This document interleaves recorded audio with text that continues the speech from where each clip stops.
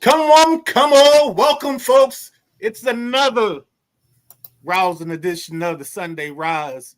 It is the best way to start off your week, the best way to get your Sunday going. Um, it's like Folgers, baby. It's the best part of waking up. It's the Sunday Rise in front of you doing what we do, baby. Couple notes before we take care of some admin stuff before I get into what we're going to do on the show. You're watching this now live and in living color.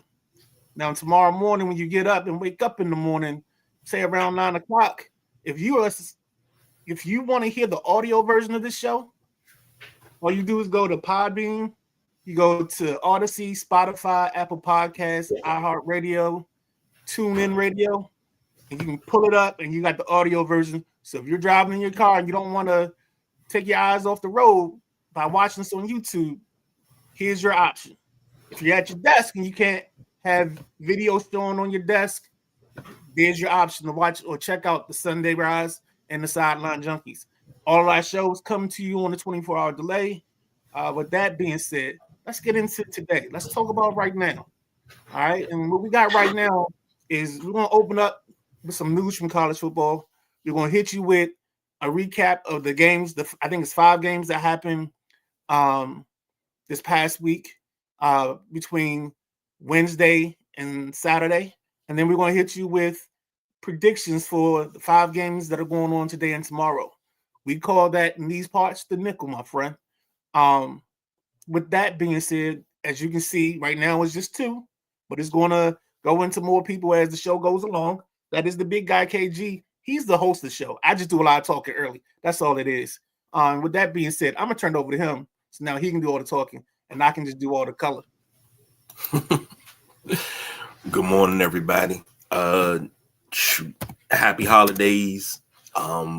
Back off a hiatus, and Anthony, no, that was just a replay of a lot of wrestling shows that we did on loop from last night. We didn't do a live show. WrestleManiacs won't be back until next Saturday, so most of our shows are not coming back until next week because we're taking off for the holidays, spend time with the family. So first and foremost, Midnight Rider, how you feeling? I'm good, man. And Anthony, don't worry about it because it got me too. Because I think I even emailed KG or texted him, was like, yo, y'all went live anyway? So don't worry about it. And then if you were up in the middle of the night, on YouTube, we've been doing some replays throughout the course of the night. So if you're up in the middle of the night and you want to fix us some Sideline Junkies, you can get that as well. It's not official. It's just a test run last night. So I saw, what was it, the Sunday Rise or the tail end of Nothing But Net. And I saw something else because, I don't sleep that well. So there you go. Yeah, most definitely.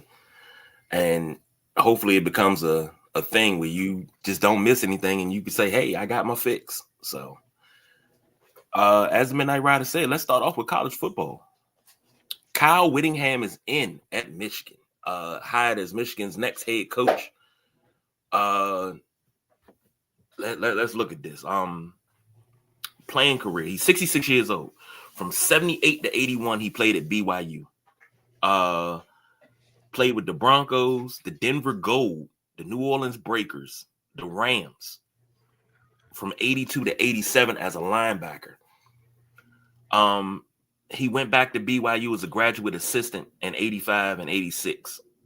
Then he went to Eastern Utah as a defensive coordinator. From 88 to 91, he was at Idaho State as a special teams coach and linebackers coach. Then he was promoted to defensive coordinator in 92 to 93. He was a D-line coach at Utah in 94.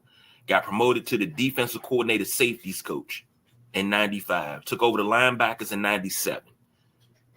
And had the linebackers and safeties from 97 all the way to 2004. Then he became the head coach in 2005 and was the head coach of the Utah Utes football team from 2005 to 2025.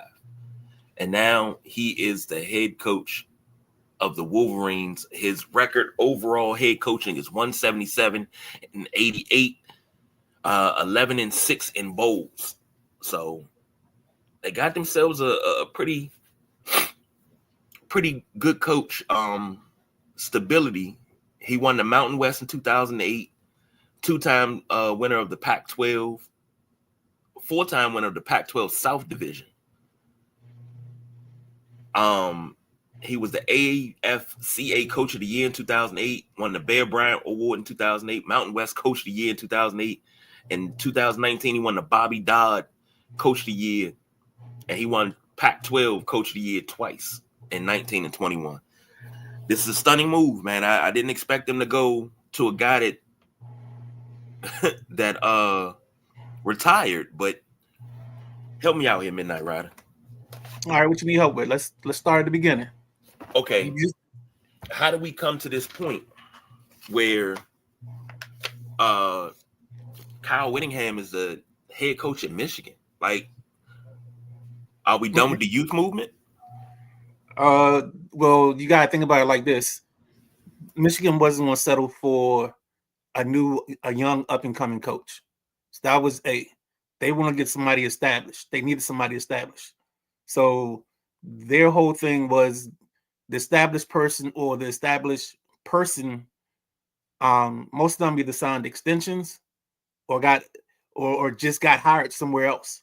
So you couldn't take those people. You couldn't take DeBoer. You couldn't take Fish. You couldn't take the guys that we talked about a couple of weeks ago because most of those guys were either under contract or they were happy with their situations. So then the next thing Michigan does is they have to decide one or two things. Do we take the next best person on the board, which is Whittingham, who just retired? But I think more so he was tired of Utah than anything else. He spent 20, from the way you said it seems like he was there for about 25 years. So he probably just needed to change the scenery, you know? And I've always wondered what he would do at a bigger school anyway. So now he gets that opportunity. The other thing you got to think about is Michigan had one or two choices, him or leaving Porgy as the interim, knowing that you only give him a 1-year trial, and then you go back into the coaching pool next year. And that doesn't mean you're going to have success.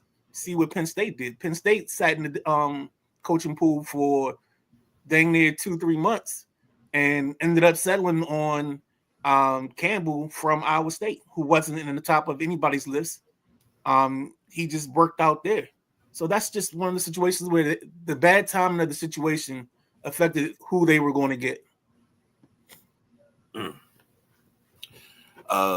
Anthony said, KG, I think it's a short-term fix for a long-term problem. I think they're doing it. They're doing this, hiring a Whittingham in Michigan to stabilize and get a younger coach. I don't think schools are going to invest anymore in the younger coaches. I think they're going to have to work their way up. They're going to have a stop before they go somewhere big. I think all the big schools are going to settle for names. And he said the two choices, according to rumors, were Kyle and KD at Alabama. I think he's talking about DeBoer. And Coach Mark checking in. He says they probably didn't get who they wanted. And what was the contract details? I think it's a 5-year, 38. I can double check on the amount, but I know it's a 5-year deal. So I can search that for you and get you more on that, Marcus. Okay. Go ahead, Casey. Any more questions? Yeah, I do. I got plenty of questions. You know, of course, we talking college football, so you know I'm about to bombard you. What does this say for your guys like what's the quarterback? Underwood, who was thinking about leaving? You think he's going to stay to play under this coach? Because this is not a new age coach. This is a coach from our generation. So he coaches the way that we were raised to be coached. You know, this is not that new age. Oh, God, I don't want you to throw no interceptions. I just want you to can you just please do? No, it's get your ass in gear. Do what I'm asking you to do, or you're going to come stand beside me the rest of the game type. Like, yes, the man's a Mormon, but come on now. He's been coaching. Let me get this right. He's been a coach since the 80s. Since 85, 86, he's been a coach. We're talking 40 years, baby.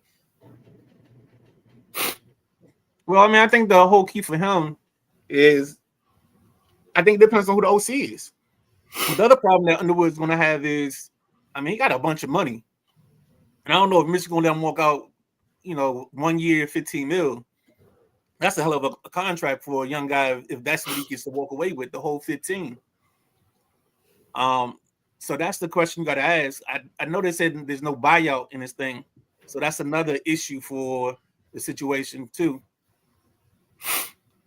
But I think Underwood stays for another year and then figures out what he wants to do next.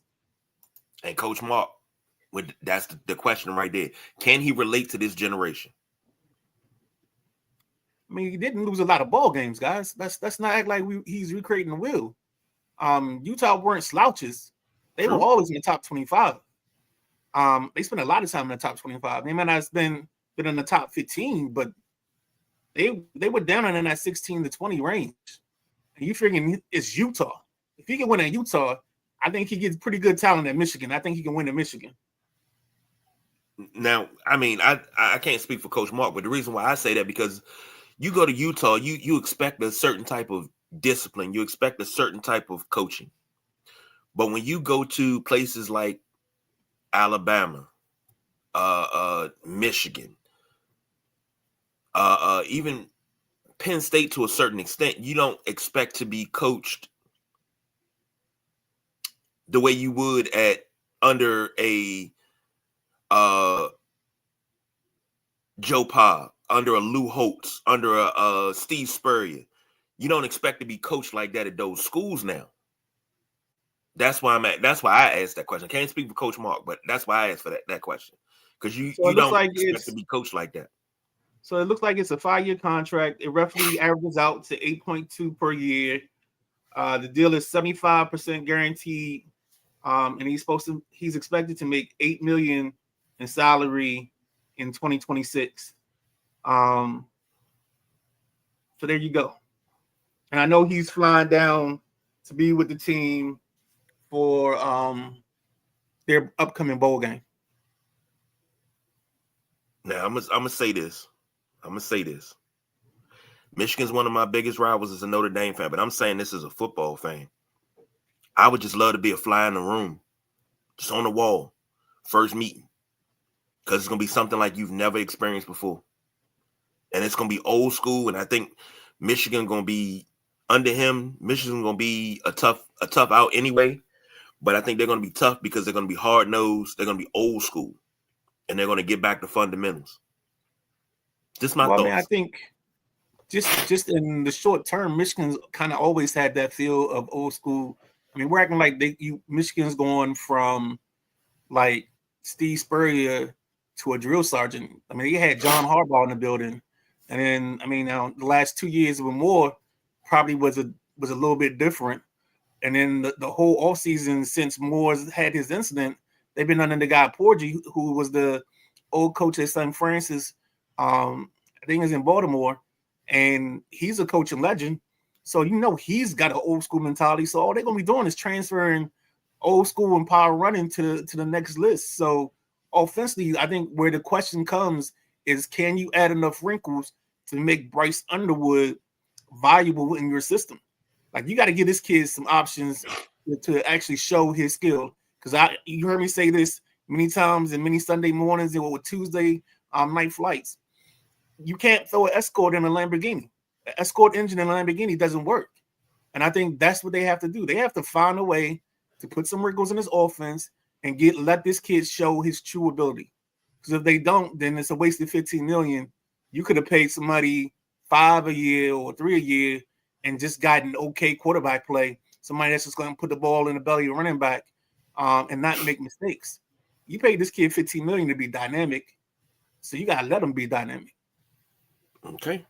Now, my final question is to you, and I hope Coach Devon's listening, but I wanted to know if you and I got together, we trained in the winter, we got ourselves ready for spring ball, we went and gave Coach Devon and Coach Mark 10 snaps, then we go up to Michigan and get him 10 snaps, because that's our type of coach, man. We can do that. KG, I ain't messing with you, dog. I'm sitting there now because my feet hurt, and you talking about giving Coach 10 plays, man. You crazy. Now, wait, and now if you want me to be honest, Man, my shoulder is killing me right now. 10 snap, man. I don't even want to walk. It hurt when I walk. My shoulder hurt. I'm good. I'm good right now. Catch me tomorrow when my adrenaline's pumping when I get back to work.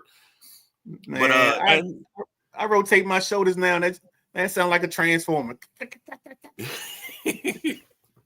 Andy said, KG, even though they hired Kyle, I'm surprised this is their choice. I feel Kyle would have been more of a West Coast guy coaching UCLA, USC, Cal, or a Washington.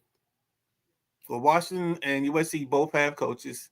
Cal, I think, is a place where if you're a young guy, you go to Cal, and then Cal's your step-up job to what's next. And UCLA, they just hired a young guy too, because they had to get out of that funk of Deshaun Foster, which I didn't think was a good hire at the time. But sometimes those interims come in and show, and people respond, but that message falls flat after a couple weeks, and that's what that was. Anthony asked the question that you answered earlier. Does this keep Bryce Underwood from transferring and trying to get out of the NIL? A 1 year, $15 million is good. And Art Whittingham and Jim Harbaugh are almost the same style of coach. When you just said it. Yeah, you did. And J Dub checking in. What's happening, J Dub? Good morning to you. All right. Well, let's get over to the NFL.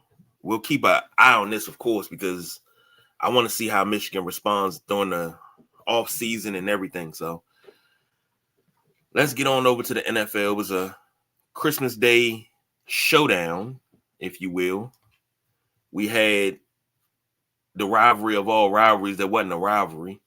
Two teams that's going to be sitting on the couch for the playoffs. The Commanders versus the Cowboys. Cowboys coming to Northwest Stadium, beat the Commanders 30-23. Easy, cowgirl. Dak Prescott, 19-37, 307, and 2 touchdowns. Malik Davis, 20 carries, 103 yards. Kevontae Turpin had 1 catch, 86 yards and a touchdown. Josh Johnson, 15-23, 198. Bill Krosky-Merritt had 11 carries, 105 yards and 2 touchdowns. And Debo had 2 catches for 68 yards. Midnight Rider, take it away. I think the Krosky-Merritt numbers reflect having the top receivers back in the ball game. Guys that can A, stretch the defense, but B, they're willing blockers. And I think that's one of the things that when we watch some of those games in that stretch where they couldn't move the ball against teams that were bad run defense teams, when you playing with your third and fourth wide receiver and those guys aren't great blockers, it hurts your run game because now corners can come up and help when normally they be getting blocked. Safeties are coming up. Nobody's playing deep. So I think Krosky-Merritt's day is a byproduct of you having your top flight receivers in the bowl game, them being able to block on the edges, and then this kid just having vision and finding runs and plays. If you're a person that says, hey, I don't think we should keep Mariota, let's move Josh Johnson up, I don't think that's a good move. I think Josh Johnson is in the right spot. He's the third quarterback. He's a guy. Now, here's a guy. He can play 1 or 2 weeks, but you don't want him doing any extended stays. You don't want him in a 4 to 6 week window where he's got to win you a couple ball games and keep you afloat. You want him as an emergency, break glass for emergency. So I wouldn't necessarily say he can replace Mariota. And if Mariota goes somewhere else, I expect them to find somebody in that cloth. And it can't be a guy named Tyrod Taylor because he gets hurt all the time. So that's another person you got to check off the list. In terms of this ball game, the big mistake was letting Dallas get that 86-yarder to what's his name? Turpin. Speedster, huh? Turpin. Yeah, Turpin. That was their biggest mistake. If they could have kept that in the gym, they'd have had a chance. I think they missed a couple opportunities in the course of the ball game, but I mean that's what you get when you got your third string quarterback in the ball game. So Dallas, they couldn't stop him. Dallas came downhill a couple times. We had 2 blow-up runs. The Debo blow up on their safety and knocking his helmet off, and then Mikey getting trucked in the hole. It was an entertaining ball game. Better ball game than the way it started. It started like it looked like Dallas was going to run out the gym and dance in the in the little bowl from what's that, Salvation Army. They was gonna do that again, but that didn't happen. We stayed in the ball game and made a play, made it close, but it just seemed like they just couldn't get over that hump. But that's been the way this team has played all season. It seems like they are missing that get right. Like last year, they always had a response, and this year they can't find that response to save their lives. So that's the difference to me in this ball game. Was they couldn't respond early, and then by the time they started responding, they're giving up too much room to make it a good comeback. You remember old school cartoons? You had a dude come in and he'd be twirling the gun, and he go to put the gun in the holster and he shoot himself in the foot. Yeah, Yosemite Sam. We did that how many times? We shot ourselves in the foot so many times in this game. We would do something really, really good, twirling the gun, making it pretty, put it down in your pocket, pow, shoot yourself in the foot. Whether it was a penalty, whether it was giving up runs, like defense, when we needed to get them off the field, they disrespected us something terrible. Going forward on fourth down 3-4 times, they disrespected us terribly. And they got them every time. And I'm like, this is the type of disrespect that you have to look at, because this has to set the tone, not for this season. This has to set the tone for next season. You got to put that in your memory bank and say, you know what? All right, nobody's ever, it don't matter if it's the Cowboys or the Patriots. Nobody's ever going to disrespect us like that. It was 6. 6 times. I missed 2 of them because I turned the game off and I walked off. It was because I was like, we can't get them off the field. Yep. And that's been a problem all season. We haven't been able. We get people in third and long, can't get them off the field. Shoot ourselves in the foot with penalties. We gonna have to figure out who's willing to play on the defensive line, because I know we got a lot of injuries, but we got to figure out who's willing to play. And I really think, and I thought at the time that this is the case, I think we traded the wrong Alabama boy. Just my thought. But Deron Payne has, huh? I say contractually you didn't. Right, contractually you didn't. But he has his moments. But he's not. I want him to get after it like he used to get after it. Get after it like you did in that contract year. Do that every game, every year. But we know where the holes need to be filled at. And secondary is one. Even though the secondary played pretty daggone good at stretches. And in this game, I'm talking. But Dak to throw for 307. We got a 100-yard rushing, Malik Davis. But Josh Johnson did not play a terrible game. He played an okay game. He's a game manager. He's not the superstar world beater. I know you and Lee Ice was giving him the business, saying, you know, who he had pictures of, what dirt he got on the NFL to stay in the NFL this long. But he's just a guy that comes in and just everybody likes him. And you said something about Tyrod Taylor. If he comes to Washington as the backup quarterback, I don't give a damn when nobody says. I'm going to be the third string because I know I'm going to play. I'm just glad you came around to understanding what I've been saying to you for the last 3 years. The last 5. But you said something. Oh, Lee Ice is the one that says he has pictures. I believe there's one thing that makes it easy for him to get a job, and it's you never know he's there. Like he's not like Shador, where he's your backup and you got people chiming in, trying to figure out where he's been, what's been going on. He's always just there. You ain't gotta do nothing else with it. So that's why I like him in the building, because you're gonna get professionalism and professional play. So I agree with that. Yeah. And here's what's crazy. I asked the question. I don't know if you answered it or not. What's the deal with Sam Hartman? He wasn't even activated for this game. We got no. Huh? They signed him Saturday morning, so he was the third. He was dressed. Okay. But here's the thing. I love it when people ask this question, because you got to think about it like this. If they're the backup, they're one play from getting in the ball game, right? And he's not good enough, or he hasn't been around long enough to be somebody that you just throw into the middle of a game and expect him to execute. So a lot of times you hear me say, "Oh, the young guy make the young guy, the rookie, the third string," because then he can come in an emergency and play. I mean, the backup can be somebody that's a vet and come in and play an emergency because they can get you through because they haven't had reps all week. They haven't done anything. And that's the thing that people forget. Like, if you're the third or fourth quarterback, you're not getting many reps throwing the football besides throwing on the side. You're not throwing in the midst of 11 on 11 drills. Most time you're playing linebacker on the scout team just so they have a look, or you're playing cornerback.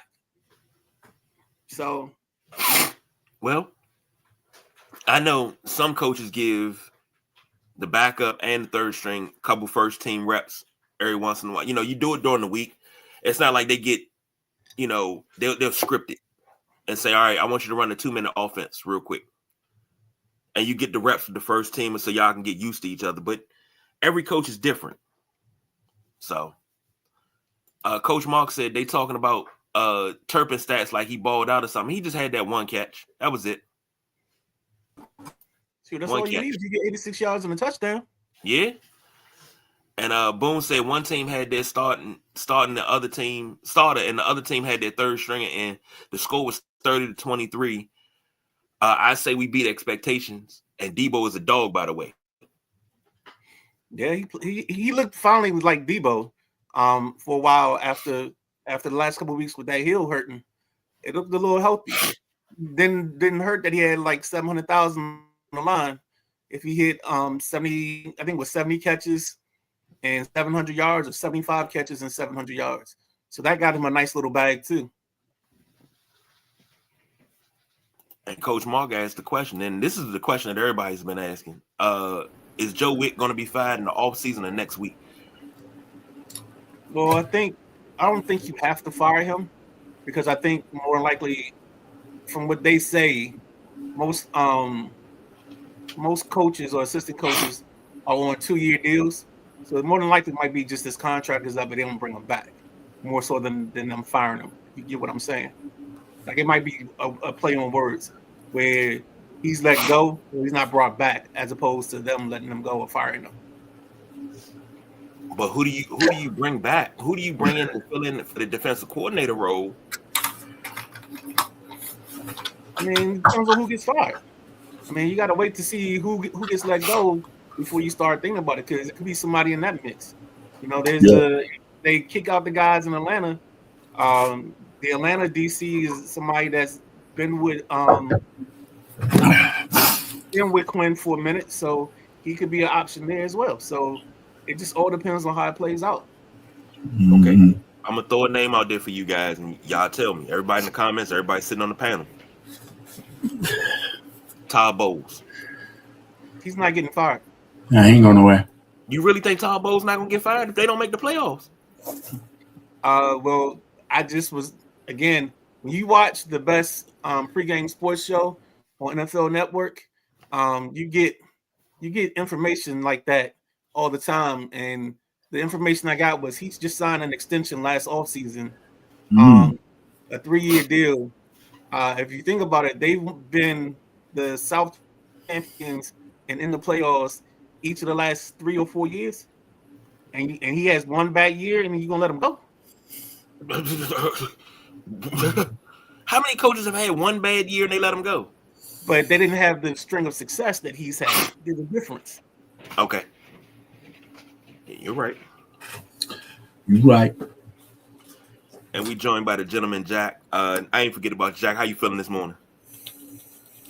I'm all right. Just a little tired. I woke up, and then next thing I sat in my chair, and I wake up and it's 5 after 11. I'm like, damn, it was 10 o'clock when I sat in the chair. So I just had a lot of holiday fun this week, and I just tired. That's all. Hey, you played a dangerous game, my friend. That's that. I'm gonna sit here for 5 minutes and nap, and then next thing you know, an hour and 10 minutes to pass. Yeah, you played a dangerous game. You know, yeah. I wasn't planning on napping. I was planning on getting the coffee maker, fired up. But I just said I gotta sit here and watch this for a minute. He gone. So, Maddie said Washington should be in evaluation mode. Play guys you need to see that can bring it next year. I said that 2 weeks ago. I said that's what they should be 2 weeks ago. So, I mean, the question. I mean, you got to think about it like this: you got a bunch of guys on 1-year deals, right? That's one thing. Then you have a bunch of guys that are hurt. So you've been playing with your young guys. You've been playing with guys that, and you have been playing with them for just 2 weeks. You've been playing with some of these guys for 3, 4, 5 weeks.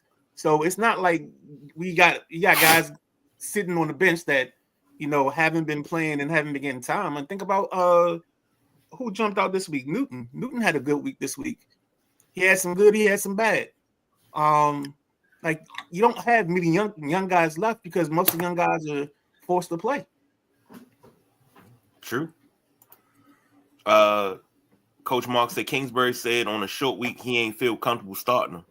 I think that's talking about Hartman. Yeah. I can see that because I mean he is young and we're acting like this hasn't happened at all this season. Oh no, we've seen this multiple times. I mean, Joe Flacco was the starter in Cleveland for a stretch. Then he goes over to Cincinnati and gets there on Monday and starts that following Sunday. So and poor Brett Rippon, he's been the third string guy in Cincinnati when they brought in Flacco, and then I guess he got released and he ended up in Indianapolis, and Indianapolis brings in Phillip Rivers. So that poor guy has been brought up twice. I mean, been in that spot twice and gotten no love. So we're not breaking a trend. We're not bucking any trends. A couple years ago, Baker Mayfield lands on a Tuesday, starts on a Thursday. Like there are quarterbacks out there that teams won't go to in certain situations because they feel like they need the full week. And some quarterbacks are just meant to carry clipboards, Midnight Rider. Yeah.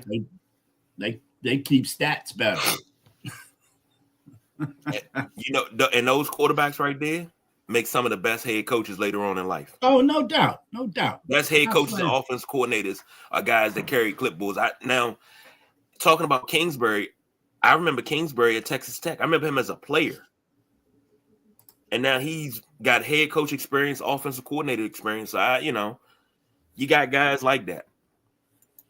And Coach Marks is success in a terrible division, talking about the NFC South and the Buccaneers. I'm lobbing that up to you guys. What you think? You spell success the same way, no matter what the situation around you is. It's still SUCCESS. So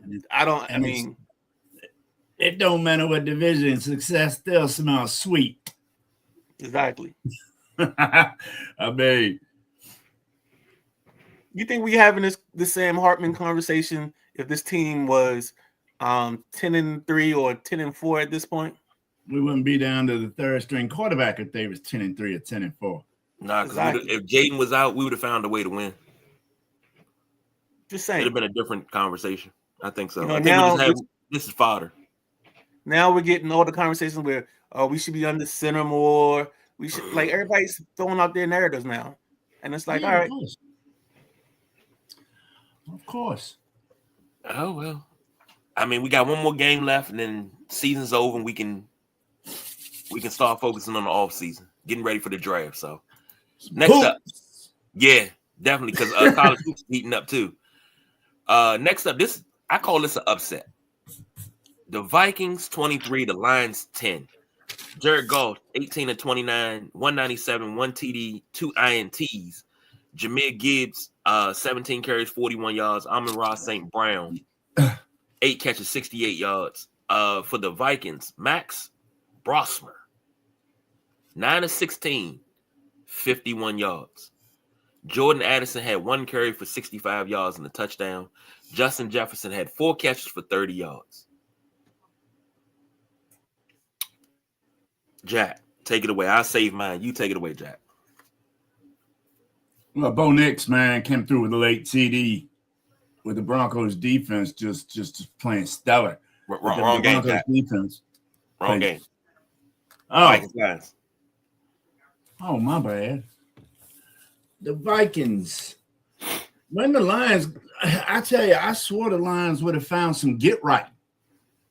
I really did. I don't get this. I don't know what's wrong with this team. I've been saying it for the past 3 weeks.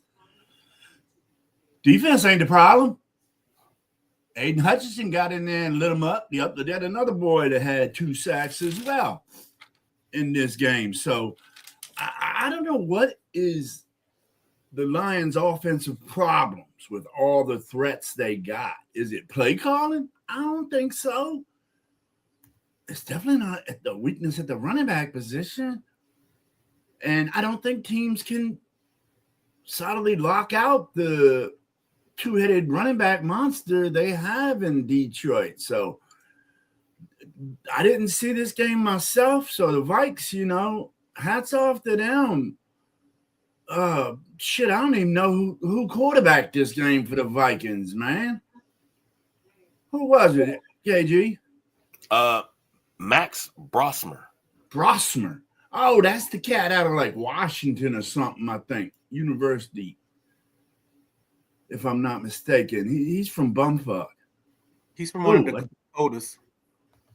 I think it's like South Dakota or something like that. Yeah, South Dakota, something like that. He's out there far away. But I didn't even know who he was. And like I say, the JJ show, it was getting old even though he got hurt.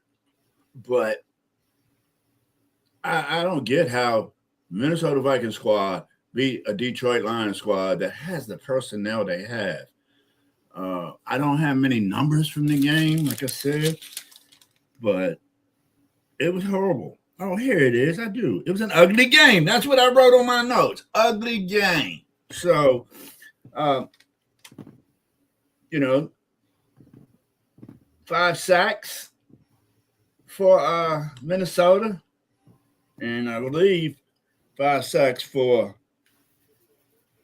Detroit as well, because Hutchinson had 2 to give him 13.5 for the season. Van Ginkel, he had 1.5.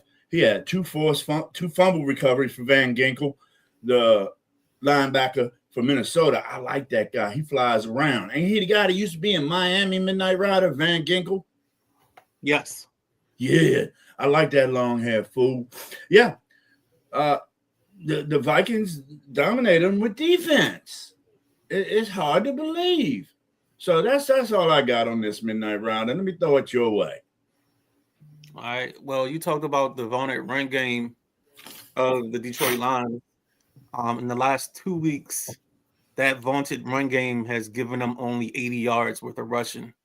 They got 15 this week and like 60 the week before against Philadelphia. So that's where part of the struggle comes in. The second part of the struggle is when you have a quarterback named Jared Goff. Jared Goff has to have it sunny and 72 all the time. And I think he turned the ball over a couple times in this ball game. And that's where the problem came for Detroit. There's even talk that because of the way they lost the Pittsburgh game, they kind of had a hangover effect. So that's also kind of where they just didn't get up. They weren't over that loss. And that's why they kind of played the way they did. I mean, you got to think about it. The Vikings I think they had something like 3 net yards passing in the whole ball game. Like after you subtract out the sacks and that stuff. So, I mean, this is a game truly where like the Lions just didn't show up. They couldn't get out their own way. So, KG, on to you, man. We talked in the first game about shooting yourself in the foot. And if you look at the stats on this game, you would say, oh, man, the Lions won this game. You didn't look at the stats. Don't look at the score. The Lions won this game. They shut down the Vikings. No. This is another thing. Shot themselves in the foot. Couldn't get it going. Now, both teams are eliminated from the playoffs. The Lions are done, and I guarantee it. I don't listen to much Detroit radio, or Detroit sports radio, I should say, but I guarantee it. They're calling for Dan Campbell's head, because that's what fan bases do. When you have a playoff run and you think that you're on the cusp and you lose, they call for the head coach's head the next season when they don't win. So, the Vikings, both teams are 8-8, third and fourth in the North, but I didn't have the Vikings winning this game. I was like, the Vikings, they're down to their third quarterback. They're not going to win this game. Shut my mouth and call me Sally. Matty Ice said it was an upset. Detroit had to win and didn't. Wonder what changes are coming for Detroit. I imagine some coordinators getting fired. And I'm going to ask a question. And I'm being honest, I'm not being funny. Before you ask your question, Before you ask your question, let Jack jump in because he had something he was trying to say. Yes, sir. Yeah, 6 turnovers makes it hard to win a game, too. I forgot to mention that. 6 turnovers and giving up 5 sacks, man. Minnesota got the ball in good field position almost all day long. Yep. Yeah, you can't win the ball game, turn the ball over 6 times. No. The question I have is, do you think the power outage later in the season is the effect of not having Ben Johnson calling the plays? Could be. I think it could be. Ben? I'm thinking it could be a factor. I think the bigger factor, I think it's both Glenn and Johnson. I think they were able to control somebody said this, and I think it was, I want to give a credit to JP Finley, but I'm not sure if he was the exact person. So somebody else said it, I apologize. But they basically said like the problem maybe in Detroit was the 2 coordinators they had before were able to kind of buffer the team from Dan Campbell's emotional roller coaster.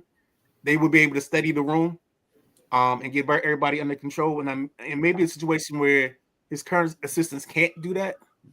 So his emotional ups and downs, they kind of ride that as a team with him. And I think it kind of makes sense when you looked at this performance, where maybe they just didn't let go last week against Pittsburgh, and that trickled into this week's performance. So I do think coordinators will get fired. I think if you could get a more experienced OC, I think you take the jump at that opportunity to get the more experienced OC. So that way you can take a little bit more off of Dan Campbell's plate, and he can be more of a CEO instead of a coordinator coach. All right. Boone said definitely an upset. I didn't even know who the Vikings QB was. Even J Dub said he don't know who it was. That was Brock, what his name? Brock. I don't even remember the guy's name, and I just read it. Max Brosmer. So, all right. What we got? We got 3 more games to do. Let's go ahead and we're gonna do the last 3 games on the clock so we can roll up out of this thing because we got to get to our picks. So, next up, you got the Chiefs versus the Broncos. Broncos win 20-13. And most people say it wasn't a good win and all of that, but I don't want to hear that because a win is a win is a win. Bo Nix, 26-38, 182. Touchdown and interception. RJ Harvey had 14 carries, 43 yards. Cortland Sutton had 4 catches for 40 yards. For the Chiefs, Chris Oladukan. Oh, you could 13-22, 66 yards and a touchdown. Kareem Hunt had 17 carries for 38 yards, and Travis Kelce had 5 receptions for 36 yards. I guess I throw it to you first, Midnight Rider, with 5 minutes on the clock. Let's go. The Travis Kelce farewell to Arrowhead game, as I want to call this. I think Oladukan actually, his stat line probably isn't great, but I think he did enough to give them a chance to win the bowl game. It's something about the Broncos offense that just ain't right yet. I think they should be more dominant than what they are, but the key at the end of the ball game is to have more points than your opponent. And when you do that, that equals a W. So they've been successful in doing that. But I don't see them as like a dominant 1 seed going into this tournament called the NFL playoffs. So I'd be curious if they're going to need a matchup to help them advance, because maybe they can't play everybody. They got to play certain teams because, as we always talk about, like it's boxing styles make fights. So I'm curious in that regard. The Chiefs got to blow this offense up. The Chiefs got to be in the market for a running back. I know the kid from the Jets, Brees Hall, is a free agent.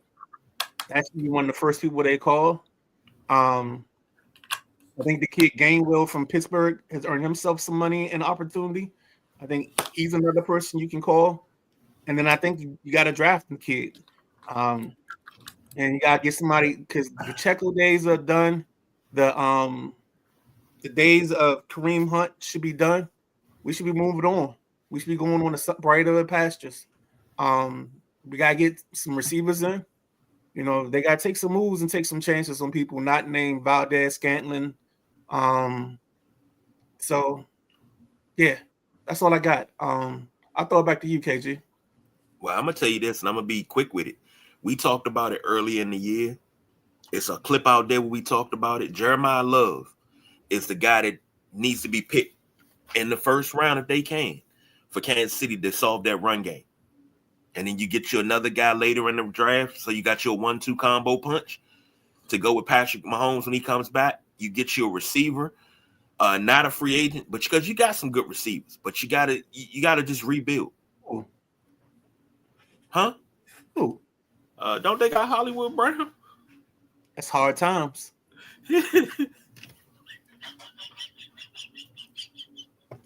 I can't even get through. Look, I'm being generous here, man. It's hard times.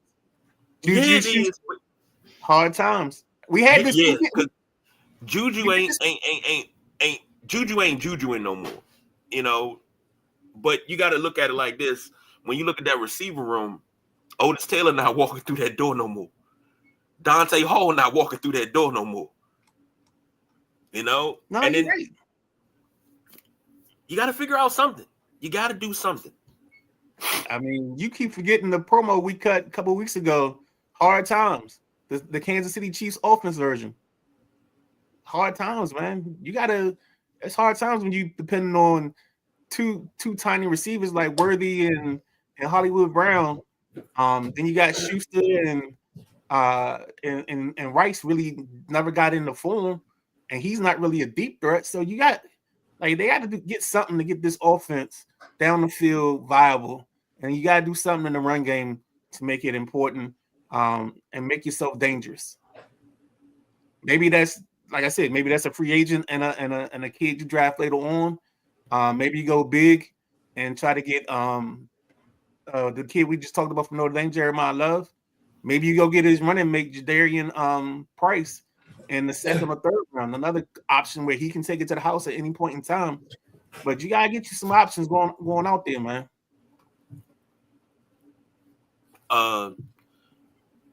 Jack, we left you with 50 seconds. What you got in this game, real quick? Nah, Denver played safe. They played a safe ball game. They played safe enough not to lose, is the way I felt this game went. The late TD, I don't feel that was necessary. I thought Denver should have been on top of them with the foot on the neck by that time in the game. So the late TD and the defensive stance that Denver made, all right, maybe that'll warm them up for playoffs because they're going to need defensive stands in the playoffs to continue like they have this year. So Denver and their defense, I thought they should have blew Kansas City out. But a win is a win, as some Bama's say. I'm not key on that word, or that phrase, I should say, but they say a win is a win. It's me. I'm Bama's, y'all. I hate it. Hi, Bama. Oh, shit. I hate it, KG. Oh, man. A win is a win. Where we at? I got comments real quick. Oh, shoot. Come on. There you go. I'm just trying to get together. Coach Mark Mahomes is out. Mahomes tore his ACL. He's out. And they're gonna tank regardless. Mahomes is done. Yeah, Mahomes already has surgery. So J Dub says Chief, but that's to get Jeremiah Smith. Jeremiah Smith is another receiver, but the Chiefs right now are picking 10th. I think Smith has another year. Huh? I'm sorry, I don't mean to jump in on you, but Smith has another year. So he hasn't declared. No, he can't come out till next year. He has to be three summers away. I He has thought to be he. 3 seasons away. He's not in any mock drafts. The top receiver in the thing is the kid Tyson from Arizona State. It's Tyson, Carnell Tate, and the Makai Lemon are the 3 top receivers right now in this draft class. That boy from Alabama ain't eligible yet. They both the Number same 4? class. Yeah, Same class. Cause I don't know why I thought Smith was eligible this year. I thought he was eligible this year too. Yeah, I'm just trying to get rid of him. That's all. Well, I need to get him out of college football because he torched us last year in the championship. So it's all good. J Dub said Chiefs would like to get Love, but I don't think he'll be there by the time they pick. Does anyone know where they pick in the draft? Right now, they're slated to pick 10th. Boom said J Love going to the Jets. They pick 4th. I don't think Jets front office is smart enough to pick a running back right now. And I think if he went to the Jets, his career will be on the trajectory of Blair Thomas. Who's their quarterback? The Jets. Okay. So you got to pick a QB there. They're not taking Love there. They want the Giants to be in the top 2. In New York, this has to be the exchange this year where they give up some picks to move up to where the Giants are. And the Giants move back a couple spaces because they can draft best available. Giants can fall back and draft a linebacker, maybe a wide receiver if they feel like it's too high for a wide receiver. So I don't see that happening. What we got next? Coach Mark said, yeah, he talking next year. I can't wait till we talk predictions. Pick predictions. Okay. Oh yeah, you got that. That's the show that you want to check in on, especially the draft show. And Josh says, how many teams in the top 12 could use Jeremiah Love? The Giants got Scatterbo. Vegas got Genty. Cleveland maybe, but they talking about Cleveland gonna go running back. Jets need a quarterback. Tennessee need everything. Arizona need everything. I doubt if Washington goes running back there. New Orleans need a quarterback. Cincinnati maybe. Kansas City definitely, and Miami needs a quarterback. Washington could go running back. Yeah, Atlanta needs some. So sorry, KG. He could fall. So next we got the Texans versus Chargers. Texans 20, Chargers 16. CJ Stroud 16 to 28, 244, 2 touchdowns, 2 picks. Now I'm about to mess the midnight ride of this one. Jaquavius Marks. No. You're not getting me twice. 19 carries, 71 yards. Jaden Higgins, 2 catches, 88 yards, and a touchdown. Justin Herbert, 21 to 32, 236, a touchdown and a pick. Also had 6 carries for 37 yards. Quentin Johnston, 5 catches, 98 yards. 5 minutes on the clock. Gentleman Jack, take it away. Now, Houston offense, they came out on fire. They scored real quick, man. Hit that cat, Jaden Higgins, on a 75-yard bomb.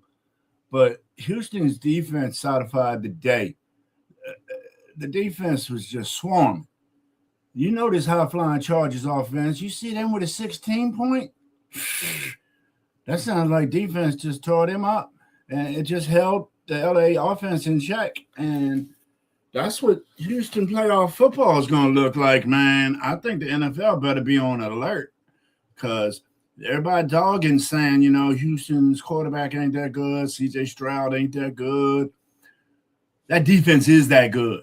So I don't care if they got Midnight Ride at quarterback. I think that defense can handle and get some wins. So good win for Houston there. Surprised me. I picked the Chargers. My picks yesterday were all doo-doo.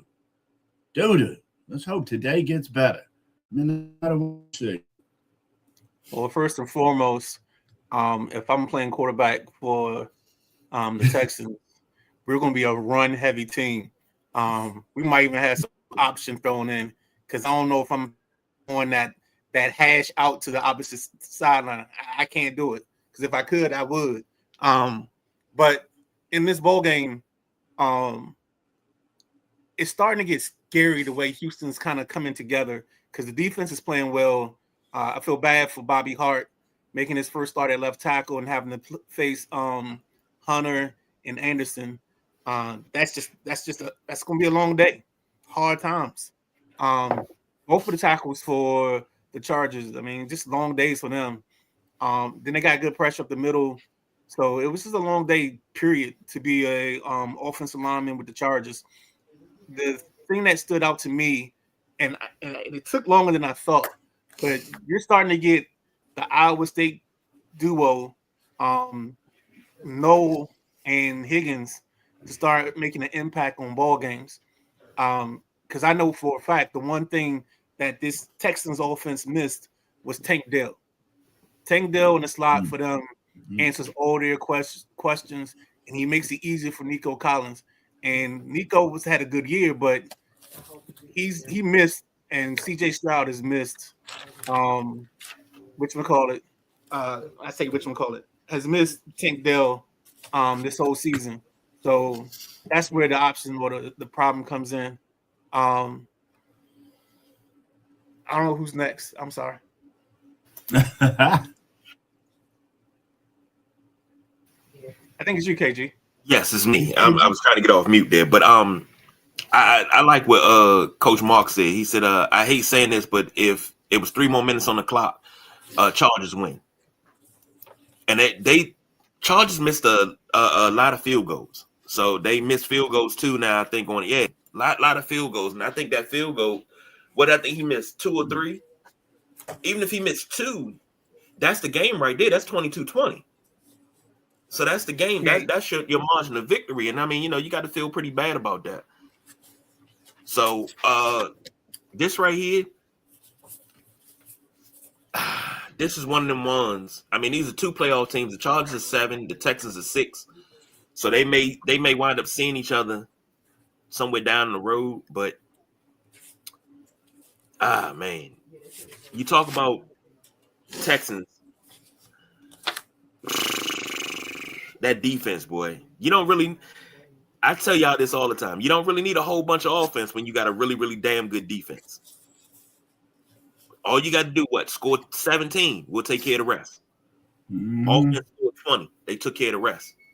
So if that's going to be the motto, which is the motto I use along a lot of things. If I got a good defense, offense give me 17. I'll take care of the rest.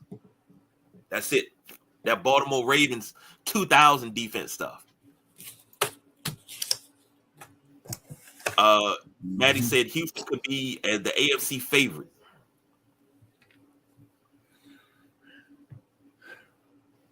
No thoughts there, gents? No, I think that's the thing. I think the problem that comes up is I personally believe that you don't want to play Houston in this set. You don't want to be the team that they match up against. You want Jacksonville to win it, and Jacksonville is probably praying to the gods that Houston moves up to 5 and they go to New England instead of sitting at 6 and they become their matchup. Because the Texans and the Jaguars, it's going to be fireworks, but it's going to be the defensive kind. So that's all I got on that. All right. Last one. This is a crazy one. Let's get Ravens through beat the Packers.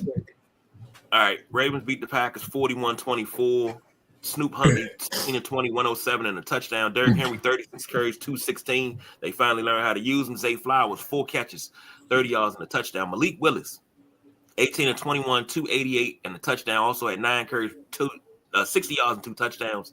Christian Watson 5 catches, 113.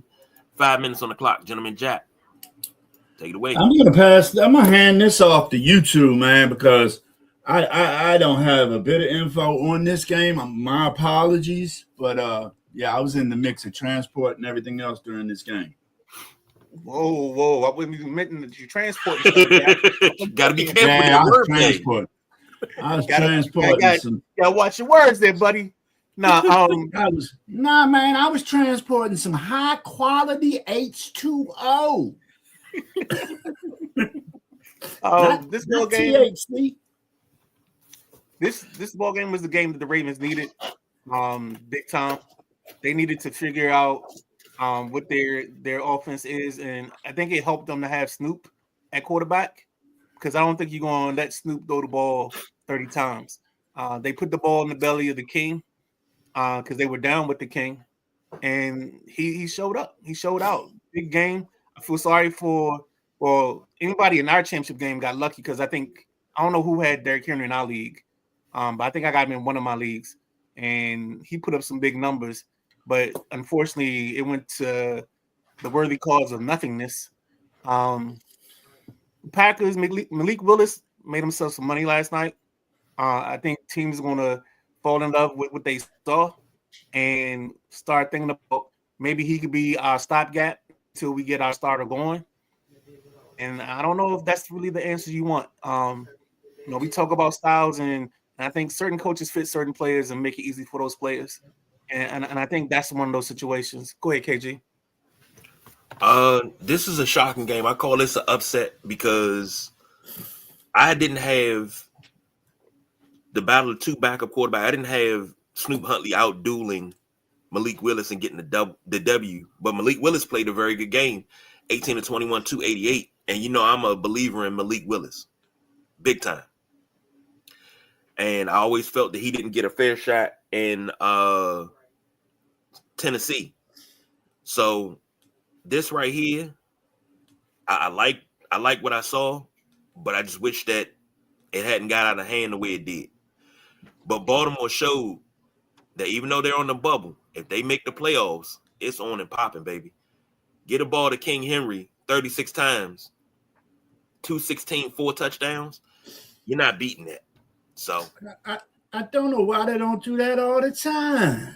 But if I'm not mistaken, Jack, I think you, Maddie, Midnight Ride, I think everybody when we talk Baltimore, you say, hey, you got to give Henry the ball. Stop phasing him out. Y'all say that every week. 20, 25 times. He can't get the ball 11 times. Why is it that they don't listen? But they listened yesterday. Was you in the building? Did you step down to headquarters and let anybody know? Not this time. No. Okay. Coach Mark said LaFleur has been calling great games. And Maddie said Green Bay in Detroit. Go ahead. I beg to differ. I don't know if JoJo agrees with him saying that LaFleur is calling some great games. I don't agree. I think she's got him in her doghouse. Do you agree, Midnight Rider? I haven't watched enough of Green Bay to get an idea what the game plan, what he's calling. He does some games, but he's a coach that I would let. I mean, if I'm a quarterback and I'm young, I'd go sit in 3 places. I'd sit in San Fran, I'd sit in Minnesota, and I'd sit in Green Bay, and I'd soak it all in and find my opportunity somewhere else because I think you get featured. They show your best plays. Ask Malik Willis. He threw for 288. That's got to be a career high. I don't remember him throwing for that much in any ball game in any situation. Agreed. I think their game plan changes game to game. Really, I enjoy watching Green Bay play. It was at first for the defensive side, and then as Jordan Love's maturing, I've been enjoying watching Jordan Love QB. So it seems that play calling it changes game to game, kind of to make inconsistencies in this offense. And I don't understand. If it ain't broke, don't fix it, is the way I would run an offense. That's the way I thought they've been doing it. But that's how you can see their inconsistencies every third game or so, it seems. So they should have won this game. They should have beat Baltimore. The wide receivers got to catch the football. Sorry. What you said? I didn't hear what you said. Wide receivers have to catch the football. Oh, yeah, I saw that early. They've had that problem in the last 2 years. The kid Wicks, Dobbs, they dropped some passes, and I think Love's numbers could be so much better. Even Malik's numbers last night could have been so much better if they just caught the ball. So I saw the drops, but Dobbs is going to give you more fantastic catches than drops. So the few drops he had, I wouldn't worry about it. It's them other boys that are dropping the ball. All right, Maddie said Green Bay and Detroit, most disappointing teams in the league this year. Maddie also said, if my computer catches up, come on, catch up. There you go. Derrick Henry was a difference. He was a beast. And J-Dub said, because of Henry's turnovers. And we ain't got to that yet, Anthony. Hold on. Hold tight. Anthony coming in strong. Hold tight. Right. Let's take a break, reset, and when we come back, we'll have the nickel with Jen Whitfield. So stay tuned. We'll be back in a second.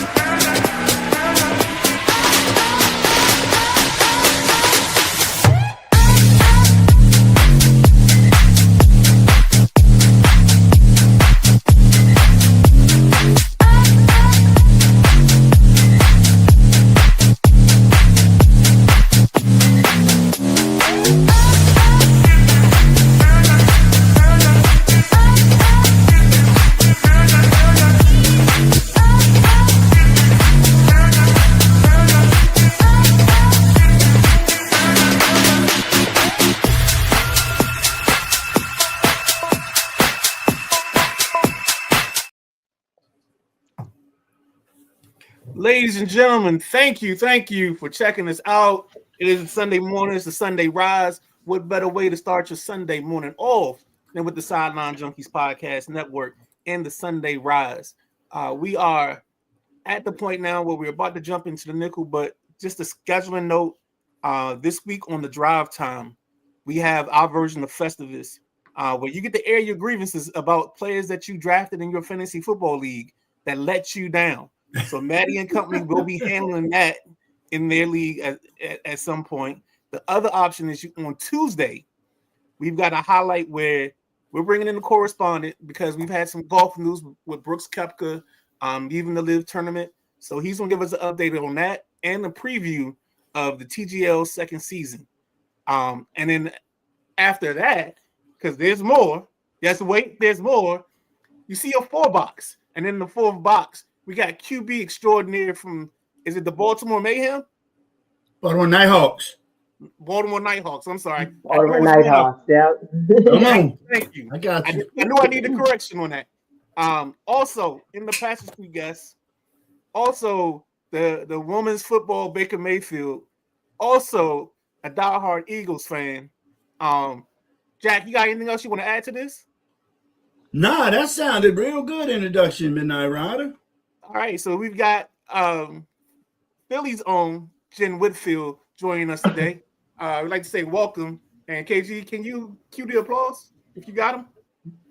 You say what? The applause. Oh, I'm sorry. I forgot your applause. Let me get you some applause. That. No worries. Well, you know, here we go. To piggyback off what Midnight Rider was talking about with the fantasy league and people being able to come on and beef about what players let them down, I think I'm going to skip that show because ain't none of my players let me down. I'm in the Super Bowl, dog. So I got to come on that show and have grievance against players on my roster that let me down when you're in the Super Bowl. I'm just going to let you know, KG, you go from first to last very quick, my man. This right here is going to be your new champ. That's all right. I'm not.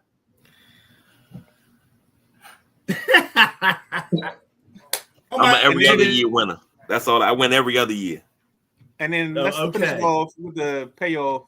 The Picks League The top three are the Boss B, Showtime Sarah, and Himothy, who is the big guy KG. He I think ain't it's getting past. I think it's 3 games separating first and third. I know I'm on the outside looking in because I'm fourth right now, and I'm like Where 5 or am I 6 at games now? back, 6? somewhere like that. So Yeah. Shit. go ahead, KG, take it away, man. Let's get into this nickel and get going. All right. So how we gonna do this? We're gonna go through our 5 games. We're gonna put 5 minutes on the clock. And you know what? Let's just get it. Maybe 6. Let's just get it. Starting off, each one of these games have some sort of playoff implication in one way or another. So let's start it off. You got the Panthers versus the Seahawks. St. Carolina Seahawks 7.5-point favorites. Over under is 42.5. Start with Jen, and then we'll go to Jack, and then go to Midnight Rider. Yeah, so I think this game's going to be pretty interesting.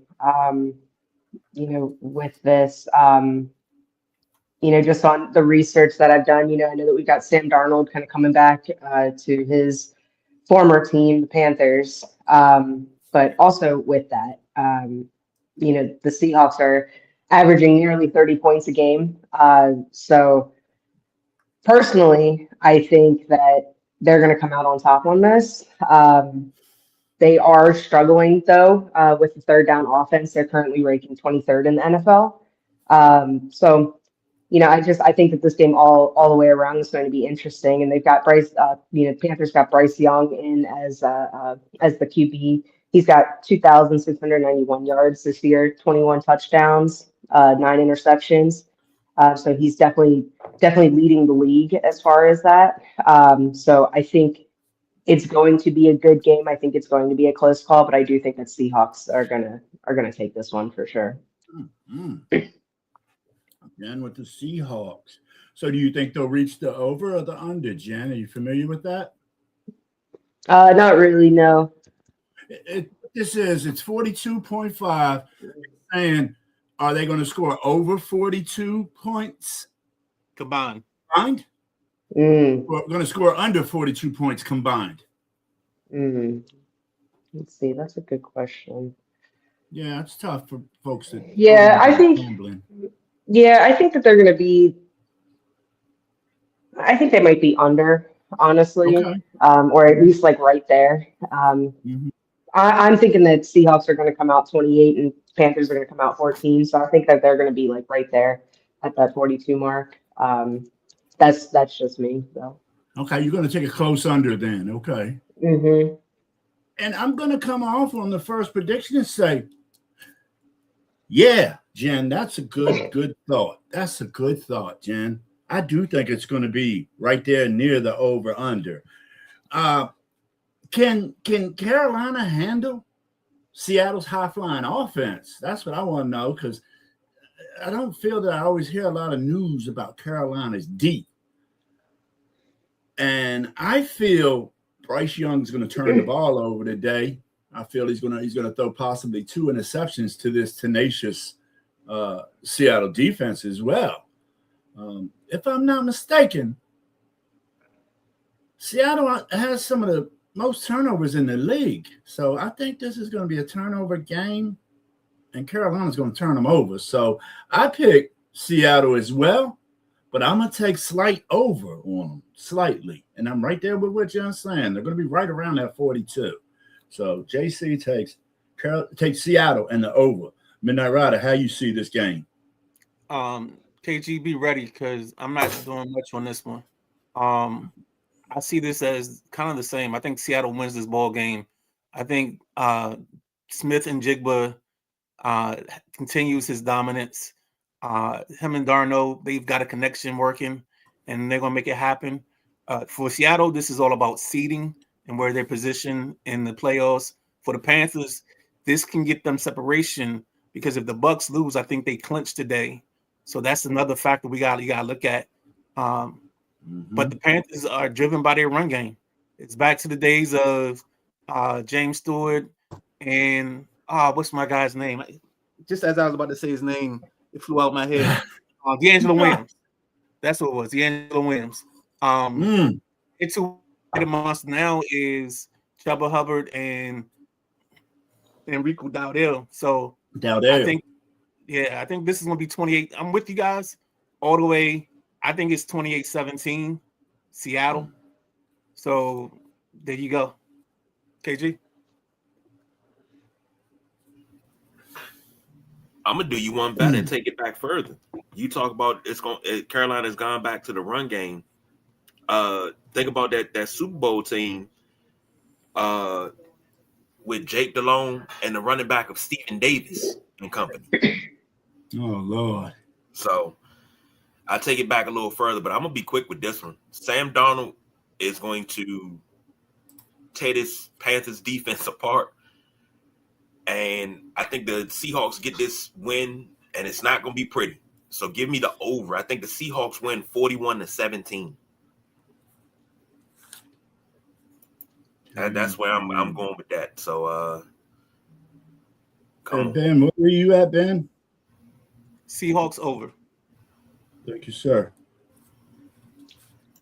Anthony asked the question. He said, are you guys at all surprised that the Panthers are even a playoff team and competing this far until the season for the playoffs, being that they were predicted to be bad?